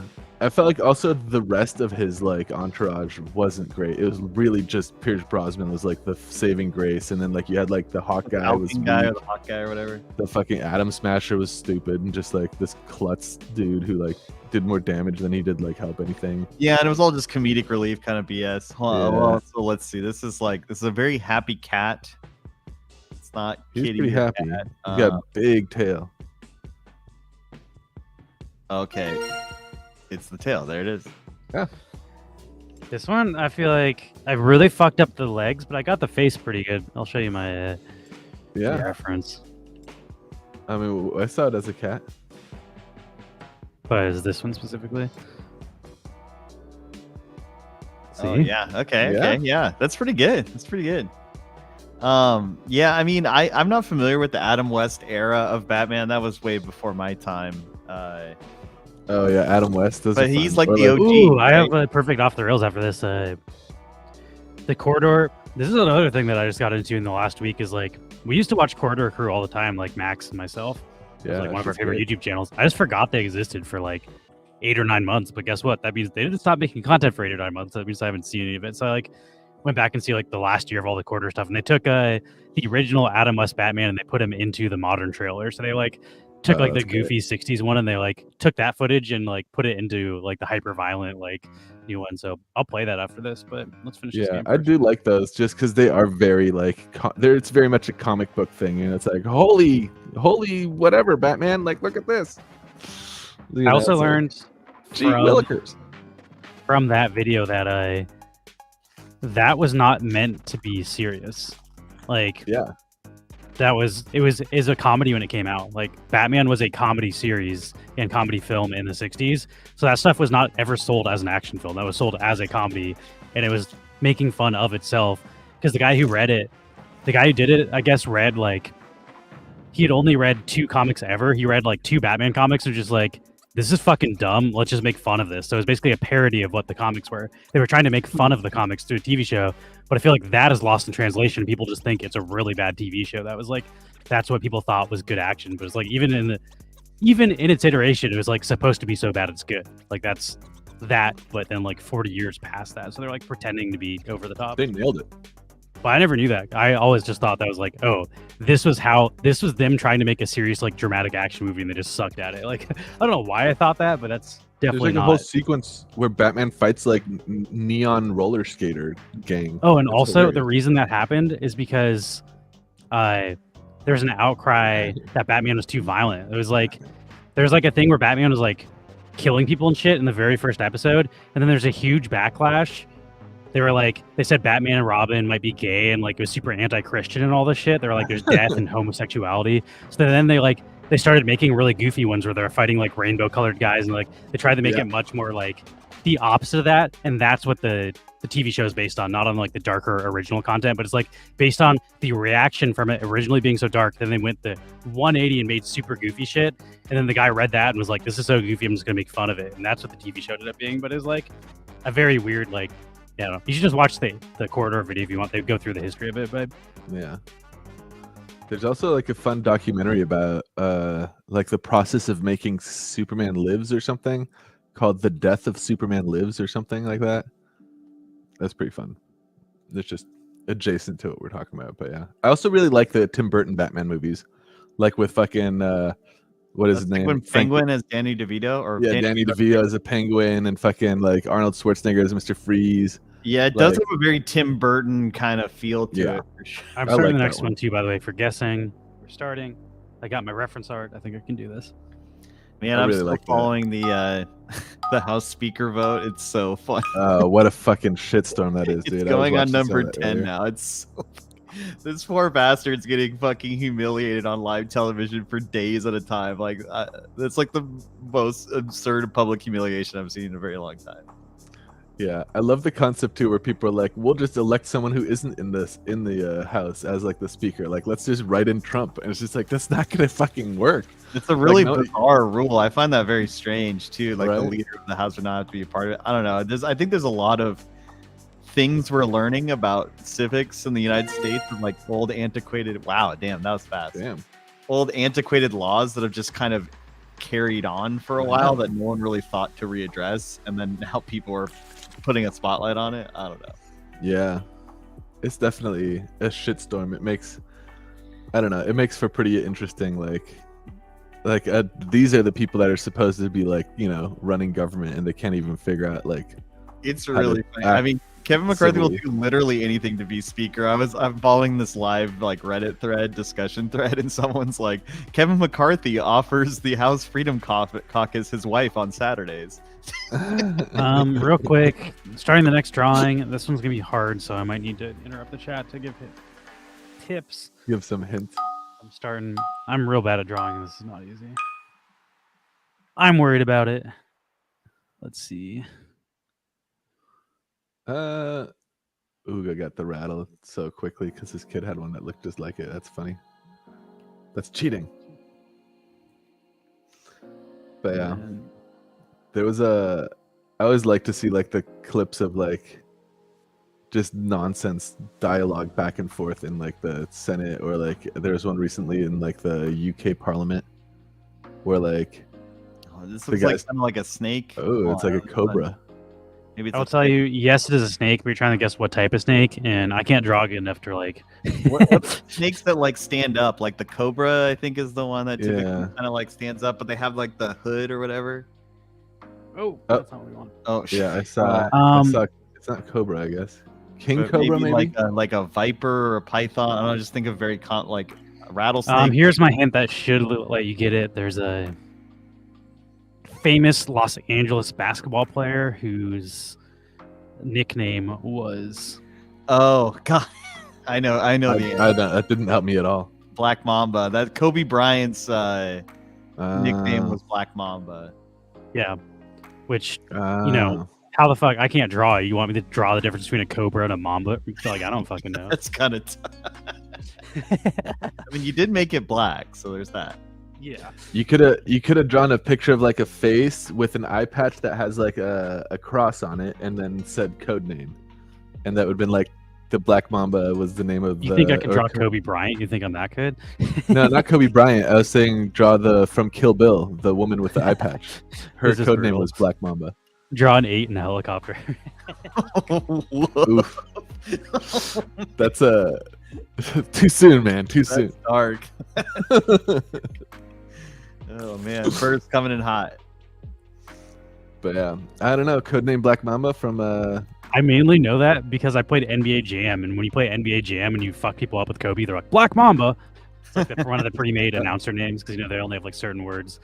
But yeah, Kobe Bryant's so fucking good in like the modern iteration of NBA Jam. He was like, I think he's the best player in the entire game. He has like an 8 or 9 for 3-pointer, so he can make like almost every 3. But then he's also very good at dunking and like up close stuff. Well, there's Shout out also NBA Jam. the He's famous the famous Lakers player Ron Artest, who changed his name legally to Meta World Peace. Oh yeah. But he's Meta also World like a Peace. really aggressive basketball player. Like he is the most likely to like play dirty and get in a fight with you, but his name's Meta World Peace. He also had like a segment, I forgot on which show, but he did like Meta World News. I'm gonna try to draw this real quick, but just FYI, if you're in the game, drawing starts now. What show was that where he does Round, that? right? Look This this is up. number 15. Let me look up the Meta World News. Was that like Yeah, this is the last round.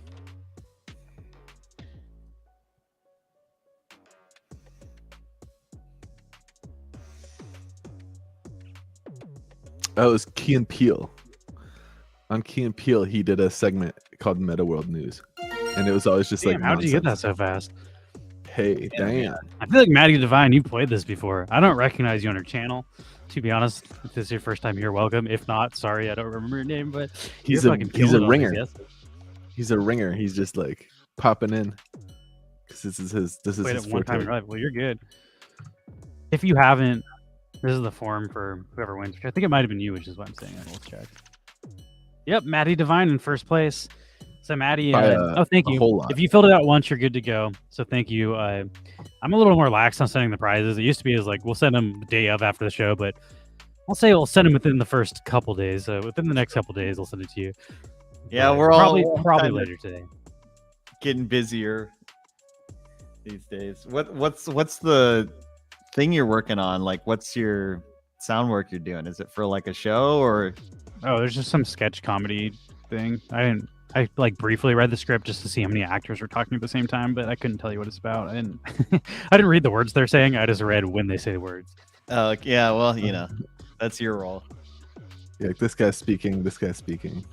Not what he's saying, just that he's speaking. Yeah, just some sort of sketch comedy thing. It's gonna be small budget and small. It's like not gonna be a big deal at all. It's gonna be something nobody's ever gonna watch either, as far as like no one here will have heard of the thing. Oh, let's look at this Yeah. corridor. It's fun. Paul has a few people like who are like students at UCLA that like are in like their film program, and they're learning how to do like cinematography and directing and all this stuff, but they don't like write anything. So then they like reached out to Paul and they're like, "Hey, can we like produce the stuff that you wrote?" And he's just like, "Sure, I'm not gonna fucking do it." Like, Are you ready for this? works out. I'm just gonna play. I'm not gonna play the full episode. We'll just play their. I think we have a final piece here that we can show everyone, and I'm super excited.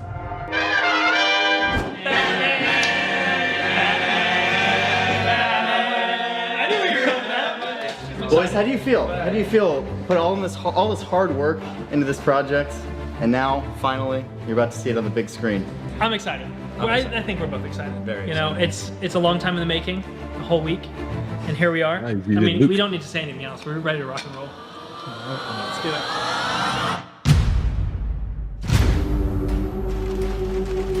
Abominable outlaws. I swear by heaven, I'll kill you all. Pretty great. All adds up to a sinister riddle. Hello, Batman speaking. What kind of creature would gobble up a bird at a tree? The Penguin. How come Batman doesn't dance anymore? You grace us with your presence. The whole world in our grasp. Prepare Batcopter for immediate takeoff.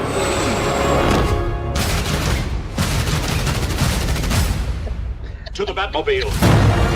That shot was pretty fucking good.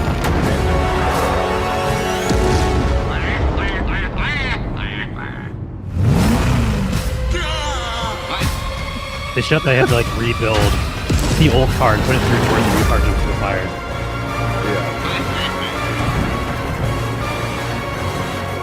Some days you just can't get rid of a bomb. Oh man, the whole like stick his arms out, like, Yeah, that was good. jumping They've been jack funny, move. Oh my god, that's hilarious. That was They my also favorite shot. made that like helicopter scene is all CG. They like just rebuilt everything because like there was no. Oh, here's the.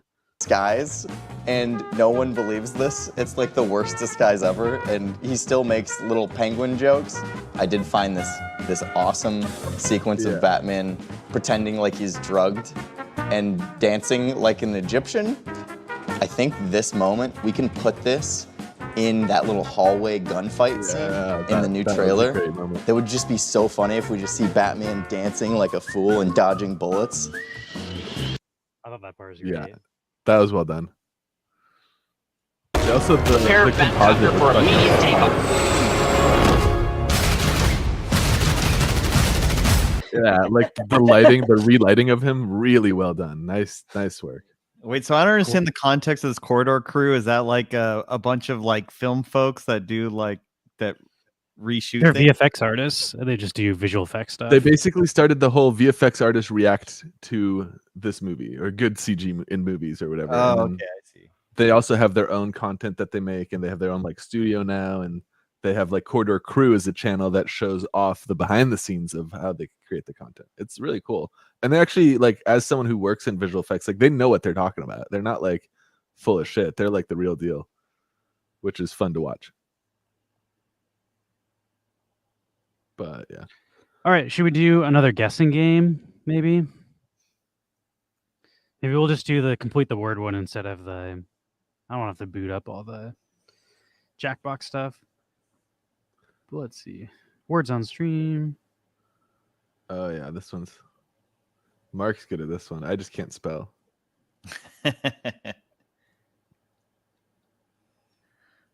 Oops, I forgot the screenshot.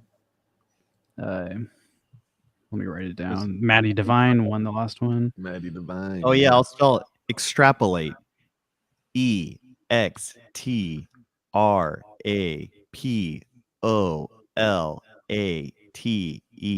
Extrapolate. I think I spelled it. Nice. You did the spelling bee format. Excellent. Can I hear it in a sentence?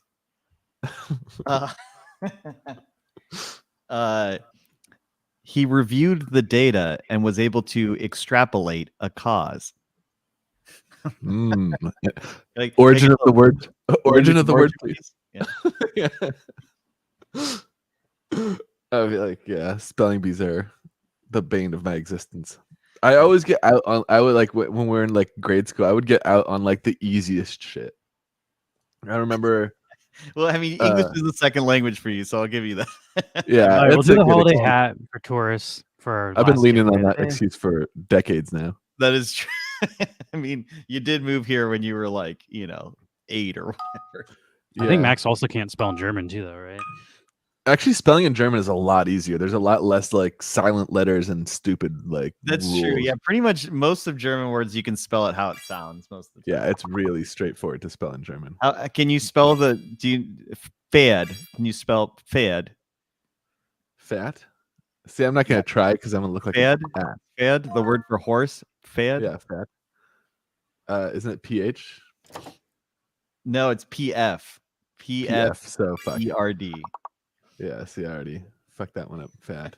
But that one is kind of weird because the I silent. just can't call Max on a German spelling, but I assume Max can't spell well in German. But I don't can have spell the well. The abilities. problem with German is like capitalization gets me because in German it's like proper nouns are capitalized. Like I guess all nouns are capitalized actually. All nouns are capitalized. Yeah, not just proper nouns. So that gets tricky for me at least. I like will not capitalize things correctly.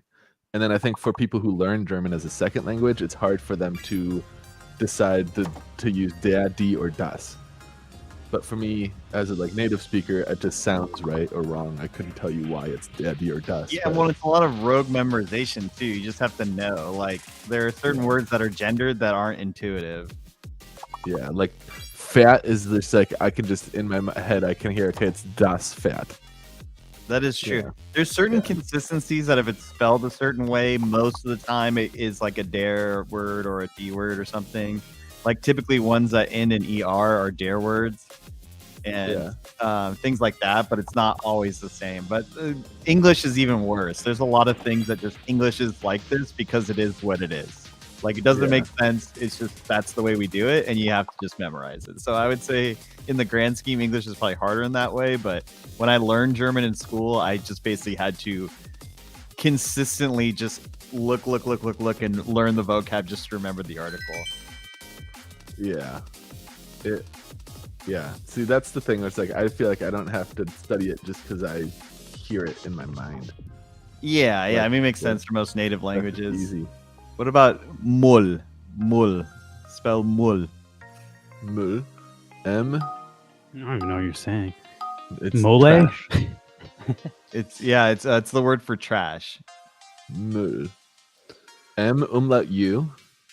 Mm-hmm. L. E possibly, but probably not. Like, I'm just gonna go with M umlaut U and L. It is two L's. It's two L's. Double L. There you go. Umlaut U L L. There you go. I was close. It's a four-letter word. Yeah, I went with 3 letters this time. Is Is it daddy or das Müll? I'm not sure, to be honest. Can you get? I'm gonna guess dare, but it's a pure guess. I mean, maybe this is where you can. It would be dem Müll. I guess it could be das Müll as well as if you like take out das Müll. It is. It's masculine, so it's dare. It's dare. Yeah, it would be der if you're just talking about it like as that. But then if you would change it to das, I think. If you're telling me to take the trash out, you would say das in that context. Das Müll. One thing I thought that was somebody said recently that I kind of, I wouldn't say blew my mind, but I never thought about is like they said Latin X is dumb because like Latin X is supposed to be Latina or Latino, but gender neutral. And then he's like, you know what word is also gender neutral? Latin without the fucking X. Just call them Latin. Yeah. Like, you can just get rid of the X. Like you're adding an extra X when you could just take it off, which doesn't make any sense. Which I think was kind of a funny like realization. Yeah, and I don't think anyone who is like Hispanic cares. Like That was from Tom Segura, who is Hispanic. He's like, I'm Hispanic, and I think Latinx is fucking dumb. He's like, it doesn't make any sense because you can be Latino, or you can just be Latin, which is both gender neutral. Like, why even add the X? But I don't know. I never even thought of it from that context. I thought it was a funny observation. I think most Spanish-speaking people are like, I don't really. That's just the way our language is. So you're just telling us that our language is wrong to try and be inclusive. It's just completely nonsensical and just kind of whitewashing something that no one really cared about. So it's just kind of like the funny thing is that not only is it whitewashed, but you could whitewash it easier by just not putting the X on it. Like you can just call someone Latin American, and that's gender neutral. You don't need to say Latinx. Like, yeah. So I don't know. It's like a solution in search of a problem. Yeah, I don't think any like actual like Latin X people use that term. It's like for yeah, I don't know, weird. I know Paul and I were talking about it too, and he thought it was stupid as well. The X is to make the statement that you're mad. The I've X actually makes never it met sound anybody cool. that like uses Latinx as a term. Like, I feel like that's only weird people on the internet. That's not like a real life thing. Nice, you got loan.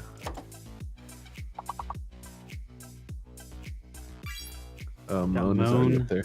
Lone, Salone, Stallone. Sylvester, Salone. Stallone. Yeah, that's not bad. Salon. Stallone. Yeah, there's an S, so you can just throw an S on the end of anything. Oh yeah, moans, maybe. You can spell smole wrong, S-M-O-L. I know, I was thinking that too. Small. I spent too much time on the internet looking at cute animals. Ugh. I wonder how long before like that stuff gets added to the dictionary, just because everyone Ooh, knows. salmon, wow. I heard bootylicious just got added to the dictionary. Salmon, damn, that's a weird spelled word too. Salmon. Yeah. I had some salmon yesterday, or the day before yesterday. Teriyaki salmon, it was good. Teriyaki salmon. There we go. I also will use teriyaki sauce instead, but I just went full. I mean, soy sauce instead of teriyaki sauce, but I did teriyaki sauce Yes. instead. Teriyaki sauce is going to fucking everything. Because I also make like veggie dishes, and you can just put teriyaki sauce in that shit too. It's all good. It's all good. It's all good, man. Speaking of, I still haven't finished the last season of that, and I'd really like to. I'm hoping Netflix doesn't shit the bed before then. It's my yeah. prediction for Netflix is still that they're going to charge for multi-accounts. Like, they're going to start charging if we try to use our parents' accounts, at which point I think a lot of people are going to leave the service. Yeah. It's And a then we'll lose delicate balance. more I funding feel for the like. originals, and then people are going to realize Disney you can get on Fox and all those other channels, and if they lose their funding for the originals, they're going to have nothing. So I Yeah, actually see Disney like a world where definitely Netflix really is not one of the top dogs in the next 5 years. Yeah, Disney has a lot of IP that like Netflix just can't compete with, like Star Wars and fucking. Netflix also like Pixar hasn't stuff. been fighting to put out other people's stuff. Like Netflix Yeah, they is should focusing on have. their own original stuff, and their own originals are funded by the subscribers. So if the subscriber rate goes down, you know that's less original. If the only reason people are subscribing in the first place is the originals, it just seems like a bad Yeah, place. I feel like Netflix original content just can't keep up anymore. It used to be good, like House of Cards was like so fucking cool, but they don't. They either cancel it too early, they'll do like one season of it, and then they just like defund it. I feel like they just have a handful of good shows and then a lot of bad yeah, ones. like It's Stranger it's- Things. I really Stranger like Things is still Wednesday. good, and they still have shows that like do fucking pop, but it's like one show every quarter, and it's like I don't know if that's enough to run an entire network of like I don't know, but we also don't watch like they do a lot of reality TV, and I think that stuff does pretty well, like Blind Love Dating or whatever. shows and People shit, yeah. there's like Yeah. the one where you're blind and you have to like talk to someone and say if you're gonna marry them without seeing them. I think it's like, Love Is Blind, yeah, or they have the one that's like Love yeah, on they have the a bunch Spectrum, of those which shows, is- and I think those shows do super well and are super cheap to produce. So like, as far as content that we watch, they might not be doing that well, but they might still be doing fine. As far as like, same with like the Adam Sandler movies.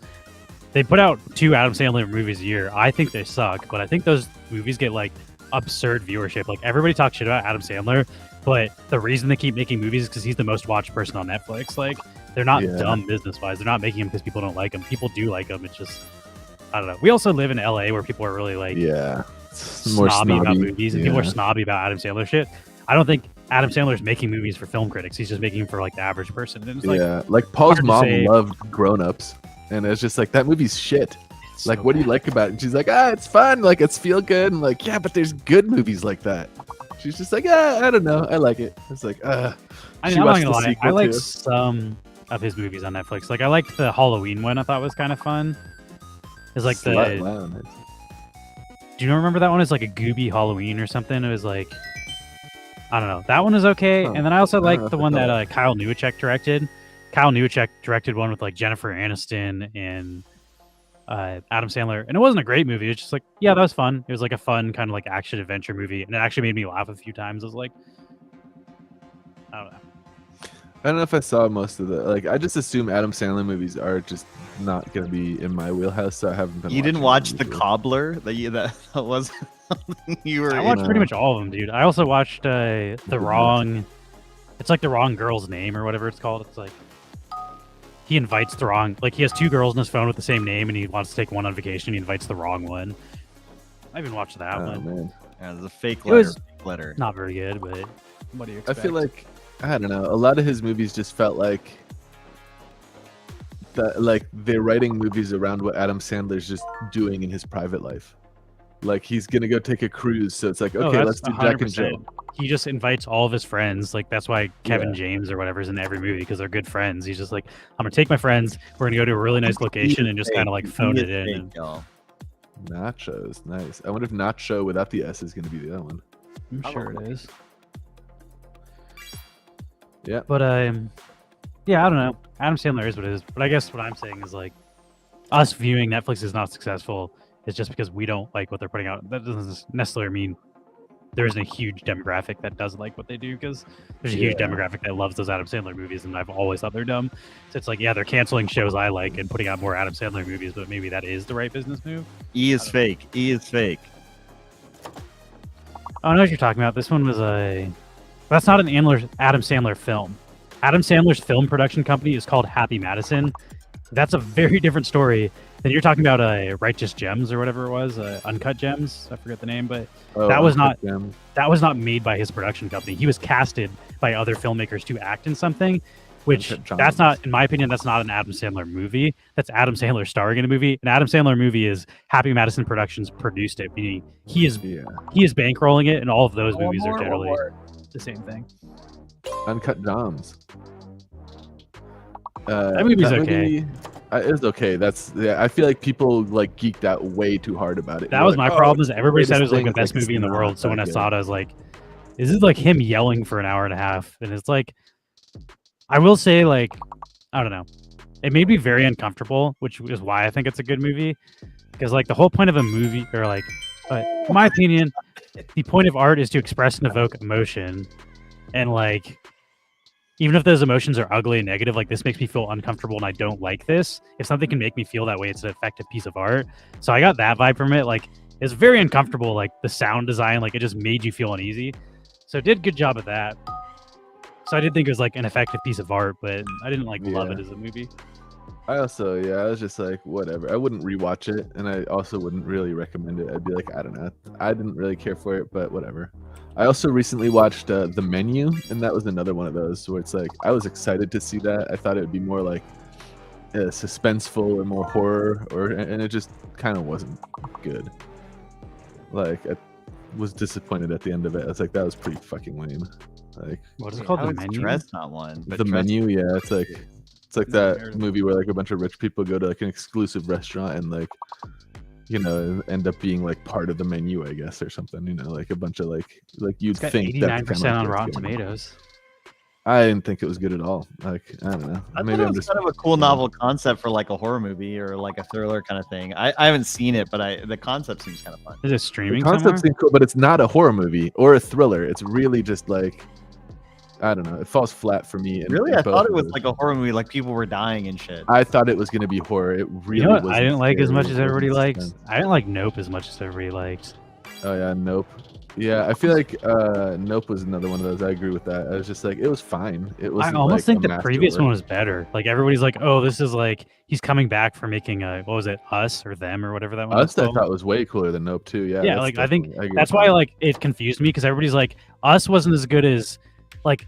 From my perspective, everybody thinks Get Out's amazing. I agree with that. Get Out was a masterpiece. Get Out was, yeah. So then everybody's follow-up was Us is not as good as Get Out. And then the follow-up to this was like, oh, it's like getting back towards Get Out. Like this was better than Us. He's making a more entertaining movie. But I thought Us was better than Get Out or than Nope. I agree with that too. I didn't really care for Nope that much. I thought Nope was just like another one that was like, I don't know, the resolution at the end wasn't really great. I feel like they had that weird sub storyline with like the monkey that went nuts on set on the like, and that was just like it felt very disconnected. It didn't feel like it was part of it. The where monkey. had people the were like, actual "Oh, it's story. because like it demonstrates like the predatoristic like nature of like animals and stuff, and like that you can't really like." And it's just like, yeah, I mean, I get that. It just doesn't. It doesn't fucking fit into the context of the rest of the story. It feels like it's a separate. Well, you realize the guy who first saw the thing that they're looking at is the kid that survived that. That also is just like, okay, like then, but why do we need this weird like side story and back story about all that shit though? It was tied to the plot, though. Is all I'm saying. Like one of I the main didn't really care characters for it. of the movie was a guy that was heavily featured in that backstory, but also he wasn't that much of a main character in the movie. Part of that movie that bothered me was like they all just seem really fucking dumb. Like there's like some Yeah. crazy shit going on. He's like, I need to feed the horses. It's like, Yeah, bro, if you saw what I just saw in this movie, you would not be going back to feed the horses like that. Like that bothered me. And then I don't Yeah. know. I just feel like it was kind of anticlimactic too. Like not like a bunch of I shit think- happened, and the ending I was kind of just like, yeah. Yeah, I feel like in horror movies specifically, like I'm a big fan of that genre, but when characters in horror movies make decisions that the audience wouldn't make, I feel that they deserve to die as far as like context goes, and it is not as satisfying or as scary when someone who dies who deserves to die.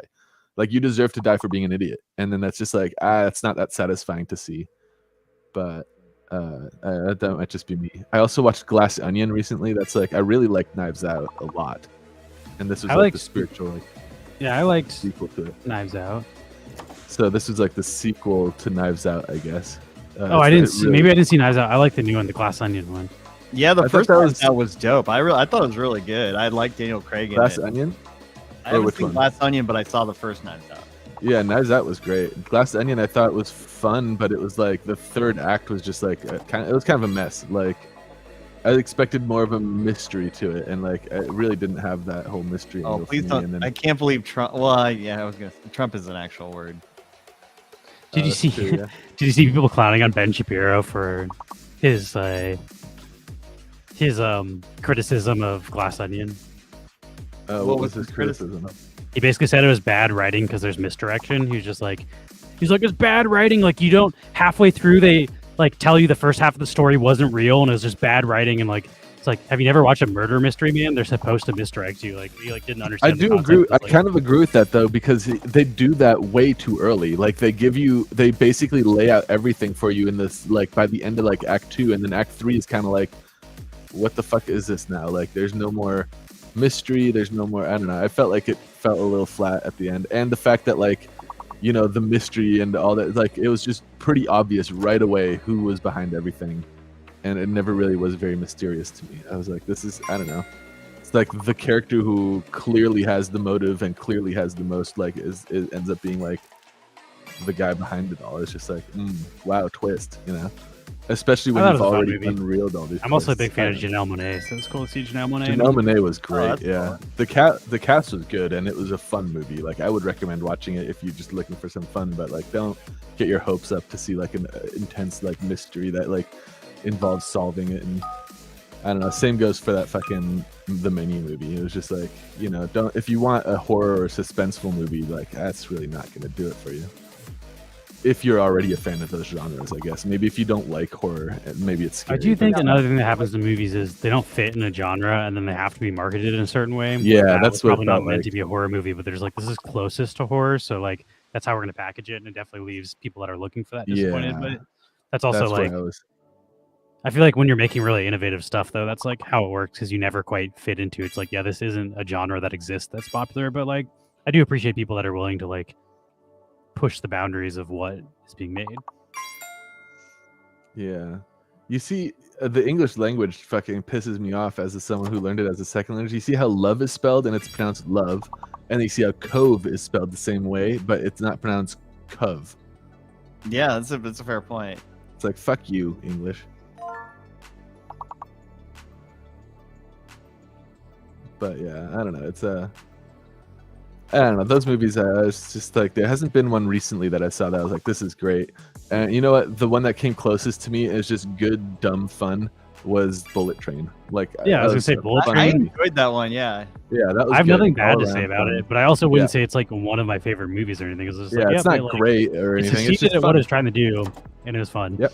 Yeah, Yeah, was it didn't take itself entertaining. over the top, I was seriously. entertained for the 2 hours that was there, and that's what it's all about, right? They had a super Actually, strong. you know like, what? I do have a movie I saw recently that I thought was fantastic. It was the Weird Al movie. I thought that was. I really haven't seen fucking that yet. good. Ooh, shout out Daniel Radcliffe, dude. Daniel Radcliffe post Harry Potter is crushing it. I'm such Oh a yeah, for I'm a real. way bigger fan of Daniel Radcliffe because of what he's done outside of Harry Potter than Harry Potter. Yeah, like Swiss Army Man was fucking pure fire. This definitely the Weird Al movie was amazing. Like, and I feel like I like that. I feel like, you know, the Weird Al movie is like he's doing like a biography movie and he's in it himself, which is already like that's always kind of like a little bit like that has the potential to be up its ass, kind of like Fableman. I feel like is that way. Did But you see Fableman? I'm not going to because it looks way too up its ass. Like personally, I mean, I'm not interested. It's like a autobiographical movie by Steven Spielberg, written, directed by him about himself. Like, what is this? Like, that's. I know what it is. I've something- just heard it's everybody I've ever heard that said they saw it said it was incredible. Yeah, that's what I mean. That's what I see. The poster has all these awards on it, but it just feels too like too I don't know, self-indulgent and like I don't know. It's not something I'm interested in. I don't know. But I feel like a good biopic it can be could be good. good. Like Who knows? I liked like maybe the I will Ray watch it Charles at some one point. and the Johnny Cash one, and those are definitely pretty like tropey, but they're still good movies. Yeah, but those are written by people who are fans of Ray Charles and Johnny Cash. It's not like Johnny Cash wrote and produced and then directed his own fucking biography. That's weird That's as shit to true. me. I'm Like, still gonna see it. That feels really strange to me. But I did like the Weird Al thing. It's like it doesn't take itself seriously at all. So Weird Al being like directly involved in it was like it felt like correct. And I don't know. I like that. But I guess I'm judging Fableman without seeing it, so I have to roll that back. Fableman might be fantastic. I'm just not interested in. I've heard like- from people that make films that it like my filmmaker friends have all been just like showering it with compliments. And Yeah, like, I don't know. Everyone I know in film industry really loved that fucking Once Upon a Time in Hollywood movie from what's his name too, and I thought that was one of the worst ones that what's his face, the director of that. I Quentin feel like that Tarantino movie they film. could have cut out like 30 minutes. And it They would've could been have a cut lot out like the movie should have started on the airplane when they were coming back from the film set, and like that was like they're about to do their like last hurrahs. Like the whole first like 2 acts were just like this is better. nonsense. Film I saw recently that I liked was which is probably I feel like I don't know if I'd even recommend it, but The Last Black Man in San Francisco I watched on A24. But that was a movie where it's like it doesn't fit into a genre. Like if you ask me what type of movie, it's like I guess a drama, but like I don't know. It was a super cool movie. And it was just super like not what people are making movies about, but it's like a character piece about this guy who grew up in San Francisco, got like priced out of where he lived, a black guy, and then he Yeah. like goes back to the house that he grew up in and he like paints it and fixes it up while a white family's living in there, like while the gentrification people moved in, and they like just like a weird relationship between him and like they don't like that he does it. They're like, we'll call the cops if you keep coming. He's like, no, like you guys aren't painting your trim, like this house is beautiful, you have to keep the house up. So it's like the story of a guy's love for a piece of property, but then like you start out not knowing what the house is, and then it goes through like his family history and what the house like meant to him and his family, and like I don't know, like tells the story of his family and gentrification through a piece of property, which is like I don't know. It was not like a movie I've ever seen before, but I could also see like you watching this and being like, this movie is bored me to tears, and it's like the worst movie I've ever seen. So like, Maybe I have a hard time recommending it, but like it stood out to me as like a film that I watched where it's like this was different than anything I've seen, and I enjoyed it, but it wasn't like action packed or super exciting. It's like it's just all dialogue, all story. that actually Also, a sounds lot of pretty. beautiful- That sounds beautiful pretty San good. Francisco shots. That can be pretty good though, but like yeah, I felt like there hasn't been a whole lot of movies that I was like blown away by this year. I'd say still Everything Everywhere All at Once was one of my favorite movies Oh, I watched that in- one in with my recent parents. That was memory. good. That's also A24, same production. Yeah, company that made- A24 crushes it. Also, I found as far as a- like oh go on. on Showtime or Paramount. My parents had that. There was the A24 collection, and they had 40 A24 movies. So like, I went through and watched a bunch when I was back home. They A24, really like do a good job. Yeah, they're super hit or miss too, though. Like A24, that's true. But they They're take a definitely gamble going on by like on their original properties, reputation. which I like. people don't know they've made like I think 130 or 140 movies in the last 10 years. So it's like, yes, there are Yeah. good A24 movies, but when you make that many movies, they also are very heavily involved in the horror genre. So they make a lot of Yeah. like not great horror films. And I feel like that's the thing I like about horror films is like horror films don't have to be great. Like they just have to be like scary. Man, that's funny. You guys use the term film, and I just do not use that in my vernacular at all. I just always say movie. That's because we're filmmakers. We make films, not movies. Yeah, movie maker sounds kind of shitty. Filmmaker sounds more movie maker. It's got the alliteration going for it though. Yeah, I don't know. Yeah, I mean, I feel like my threshold, particularly because like my ignorance of how it's made. I personally like. There's all kinds of shit that's like on Rotten Tomatoes, and it's just absolute trash scores. Oh shit! I might have gotten the. I enjoyed it. Is debunk a word? Did I get it? I think debunk is the word. Yeah. It is, yeah. It's not a fake letter. I think that's the full one. Is bunk? I mean, bunk's a word too. You know, a movie I saw that was really fake. Like what about like? Oh no, there's that. E's in there. A movie that I thought was really good, fun, like feel good movie you could totally watch. Maybe not with your kids because it may be a little slow, but it's just really happy, feel good, like fun, well made film. For that word again. Is Marcel the Shell with Shoes On, if you've seen that one. Oh, I'm familiar. Never heard of it. I really liked that. I thought it was really good. Like, but you know, it's just like this cute, like heartwarming, like story shot like a documentary, and I don't know, it's really fun. Really like a silly little world too. Oh, we gotta like, get the the shells last are one, alive. y'all.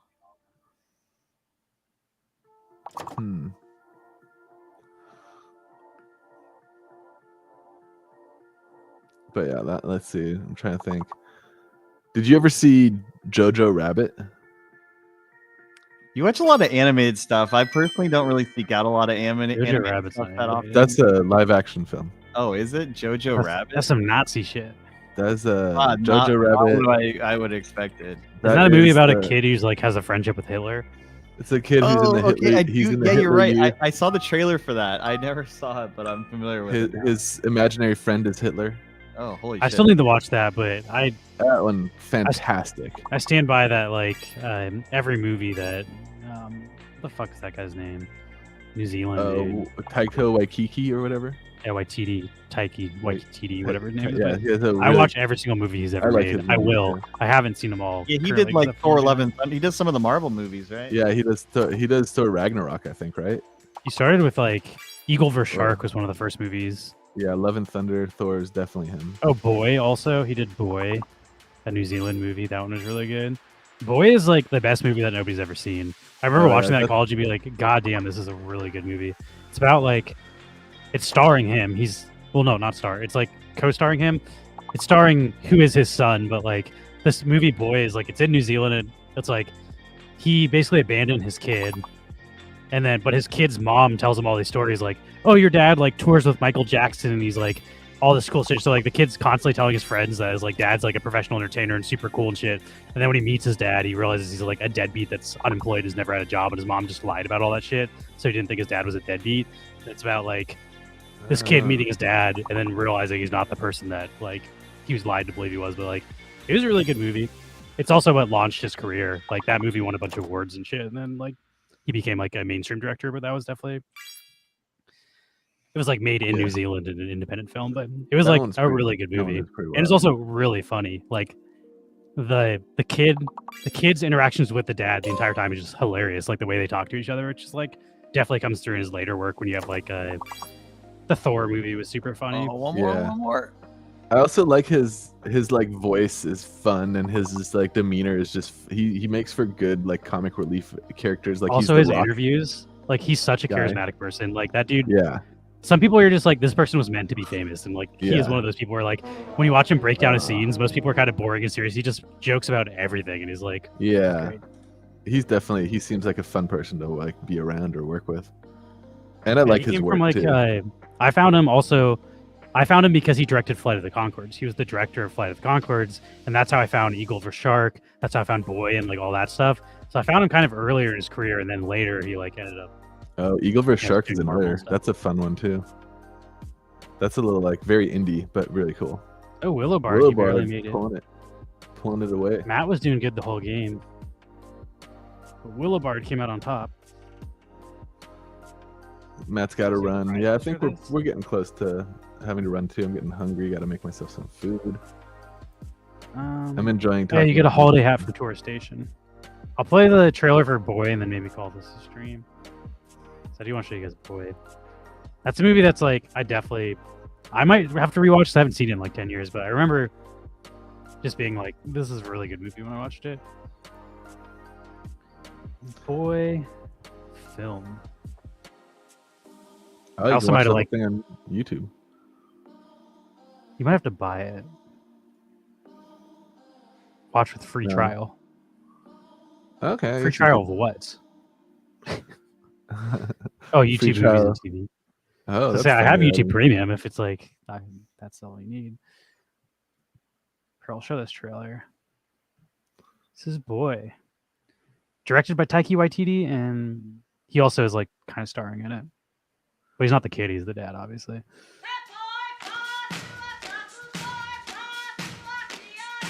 I'd also say this is very like Napoleon Dynamite vibe. Like if you're expecting to see like a Marvel movie when you come to this, you're going to be disappointed. But if you like kind of just like quirky indie films, this is what's up.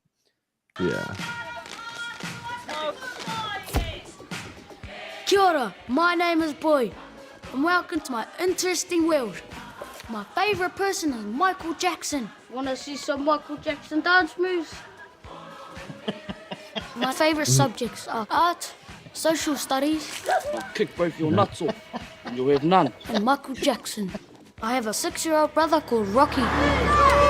He's got powers. Hey, boy. Sure, boy. Hey, boy. Thank you, boy. I'm named after my dad.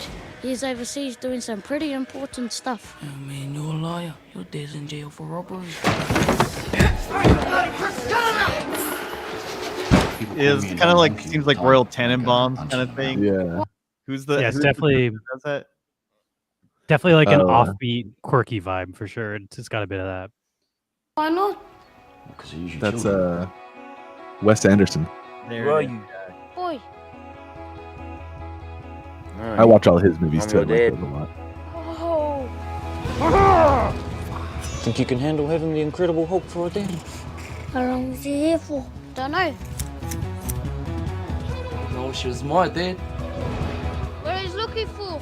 Treasure. Can you stop calling me dad?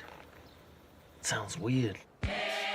That's Taika Waititi. Yeah. I wanna get to know He him. directed too, or is he Why? just 'Cause acting in I it? like him. I think he wrote it, directed, he wrote and and starred directed. in Yeah. it. Oh, okay. This is like his debut feature film, basically. I'm like him more than you. You don't know anything. I'm all alone on this planet. Sorry I am like I am sometimes. Got people trying to bring me down, you know. The government mainly. New Apple Jervis? You got a girlfriend. There's this girl that really likes me a lot, but I don't know if I wanna, get involved. Well, don't get her pregnant, that's all. I really like his voice. It's like it's just whimsical sounding.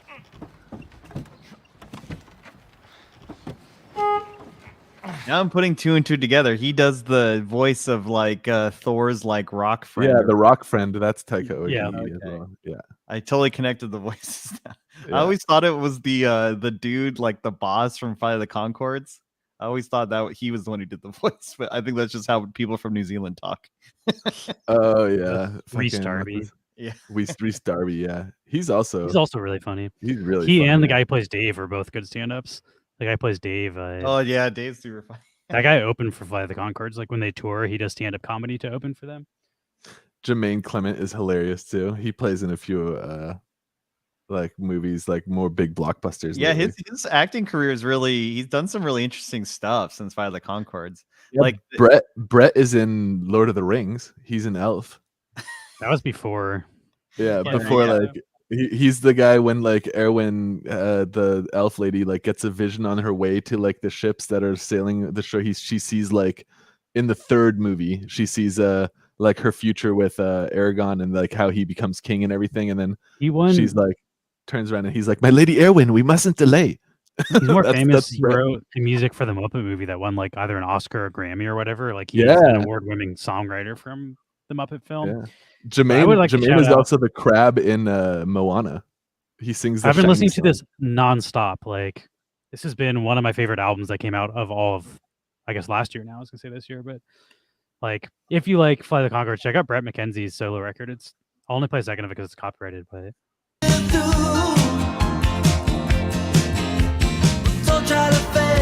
I don't know, it's cool like Beatles-esque pop. Yeah, that sounds great. All right, they're on Sub Pop. They will flag us. Yeah, it That kind is of has your some label. like Billy Joel vibes or something, you know. It's like Yeah, heart he's- attack, It's a That super good song. record if you're into like 70s pop music. If you're into like Harry Yeah. Nilsson, Elton John, like any of that stuff, check out it's called, I think, like Songs Without Comedy, or These Songs Are Not Jokes. Like it's one of those. It's like the name is That's an basically letting excellent you know name it's for not an a comedy album. album. It might be Songs Without Jokes. Let me check. Songs Without Jokes. Yeah, that's Brett McKenzie's record. Nice. That's great. That's funny. Also, to close us off, I'm gonna play Wolfpack. They released their album just came out last week, but the new single just came out. I know. I totally procrastinated and didn't buy the vinyl. I'm disappointed in myself.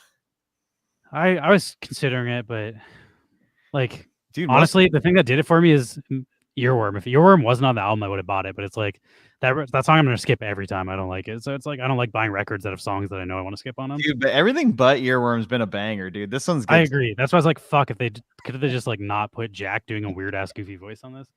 This is a Bob Dylan cover though. This is a Serve Somebody, I think was on Bob Dylan's Oh, 1978 record. This is when he became a like born again Christian or whatever, and Serve Somebody's about serving the Lord. But Oh, you might recognize the song. This is also the album that Mark Knopfler played on. Like Mark Knopfler, before Dire Straits got really famous, was a session musician that played on this album from Bob Dylan. So that's cool. Cool guitar work if you're into gospel music made by Bob Dylan, which I actually am. But yeah. anyway, that shit's thanks for cool. joining everybody. Tomorrow, oh shit, we didn't decide what should we do for a food fight tomorrow. I need to make a tier list if we're gonna do it. Oh shit. Mm, I'll have to okay. brainstorm. We got to do it by tomorrow though. Like, I need to do the prep work. So All right, I guess we can figure that I'm offline. in the chat too, but I'll think about it offline as well and see what comes to me. Yeah, if anybody Yeah, has a, I gotta make my super blend for tomorrow too. I think it might be Mark the Narc naked. oh yeah, I forgot we're doing it Friday instead of Saturday. So we're doing our Super Blend tomorrow, Super Blend Friday. We're not streaming on Saturday. I also have to confirm. I feel like there's a chance that my film shit will bail. I haven't heard from them since.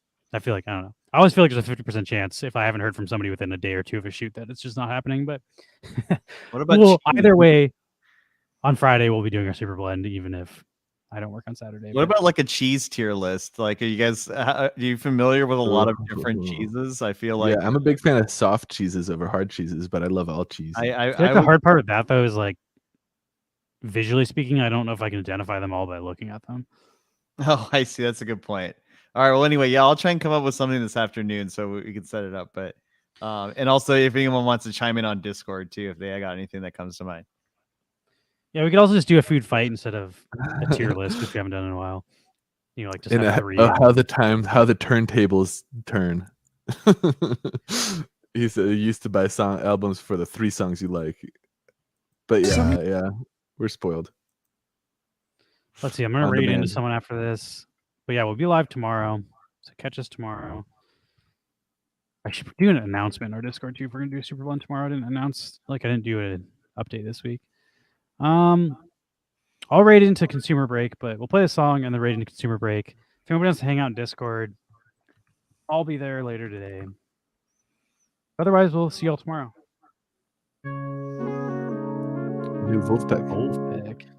You may be an ambassador to England or France. You may like to gamble. You might like to dance. You might be the heavyweight champion of the world. Anton You Stanley. might be a socialite with a long string of pearls, but you're gonna have to serve somebody. Yes, you are. You're gonna have to serve somebody. I do like this video. It's like a Might be the selfie devil, stick. might be the Lord, but you're gonna have to serve somebody. Might be a rock and roll addict prancing on the stage. Might have drugs at your Rick command. Long makes the funniest Women in a cage. Sorry, Might be a businessman. Some high degree thief. They may call you doctor. They may call you chief, but you're gonna have to serve somebody. Yes, you are. You're gonna have to serve somebody. Oh, he handed the camera off. Well, it may be the devil, it may be the Lord, but you're gonna have to serve somebody.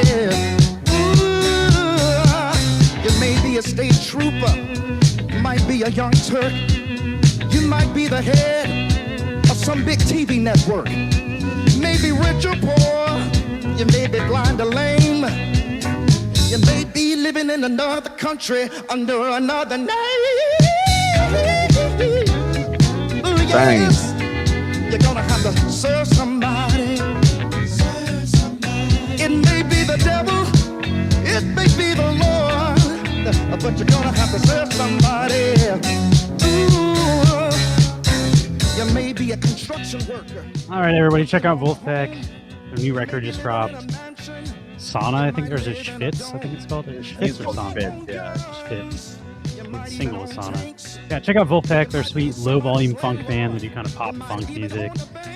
And check out Consumer Break, and we'll see you all tomorrow. Too salt everybody. Later. You gotta do the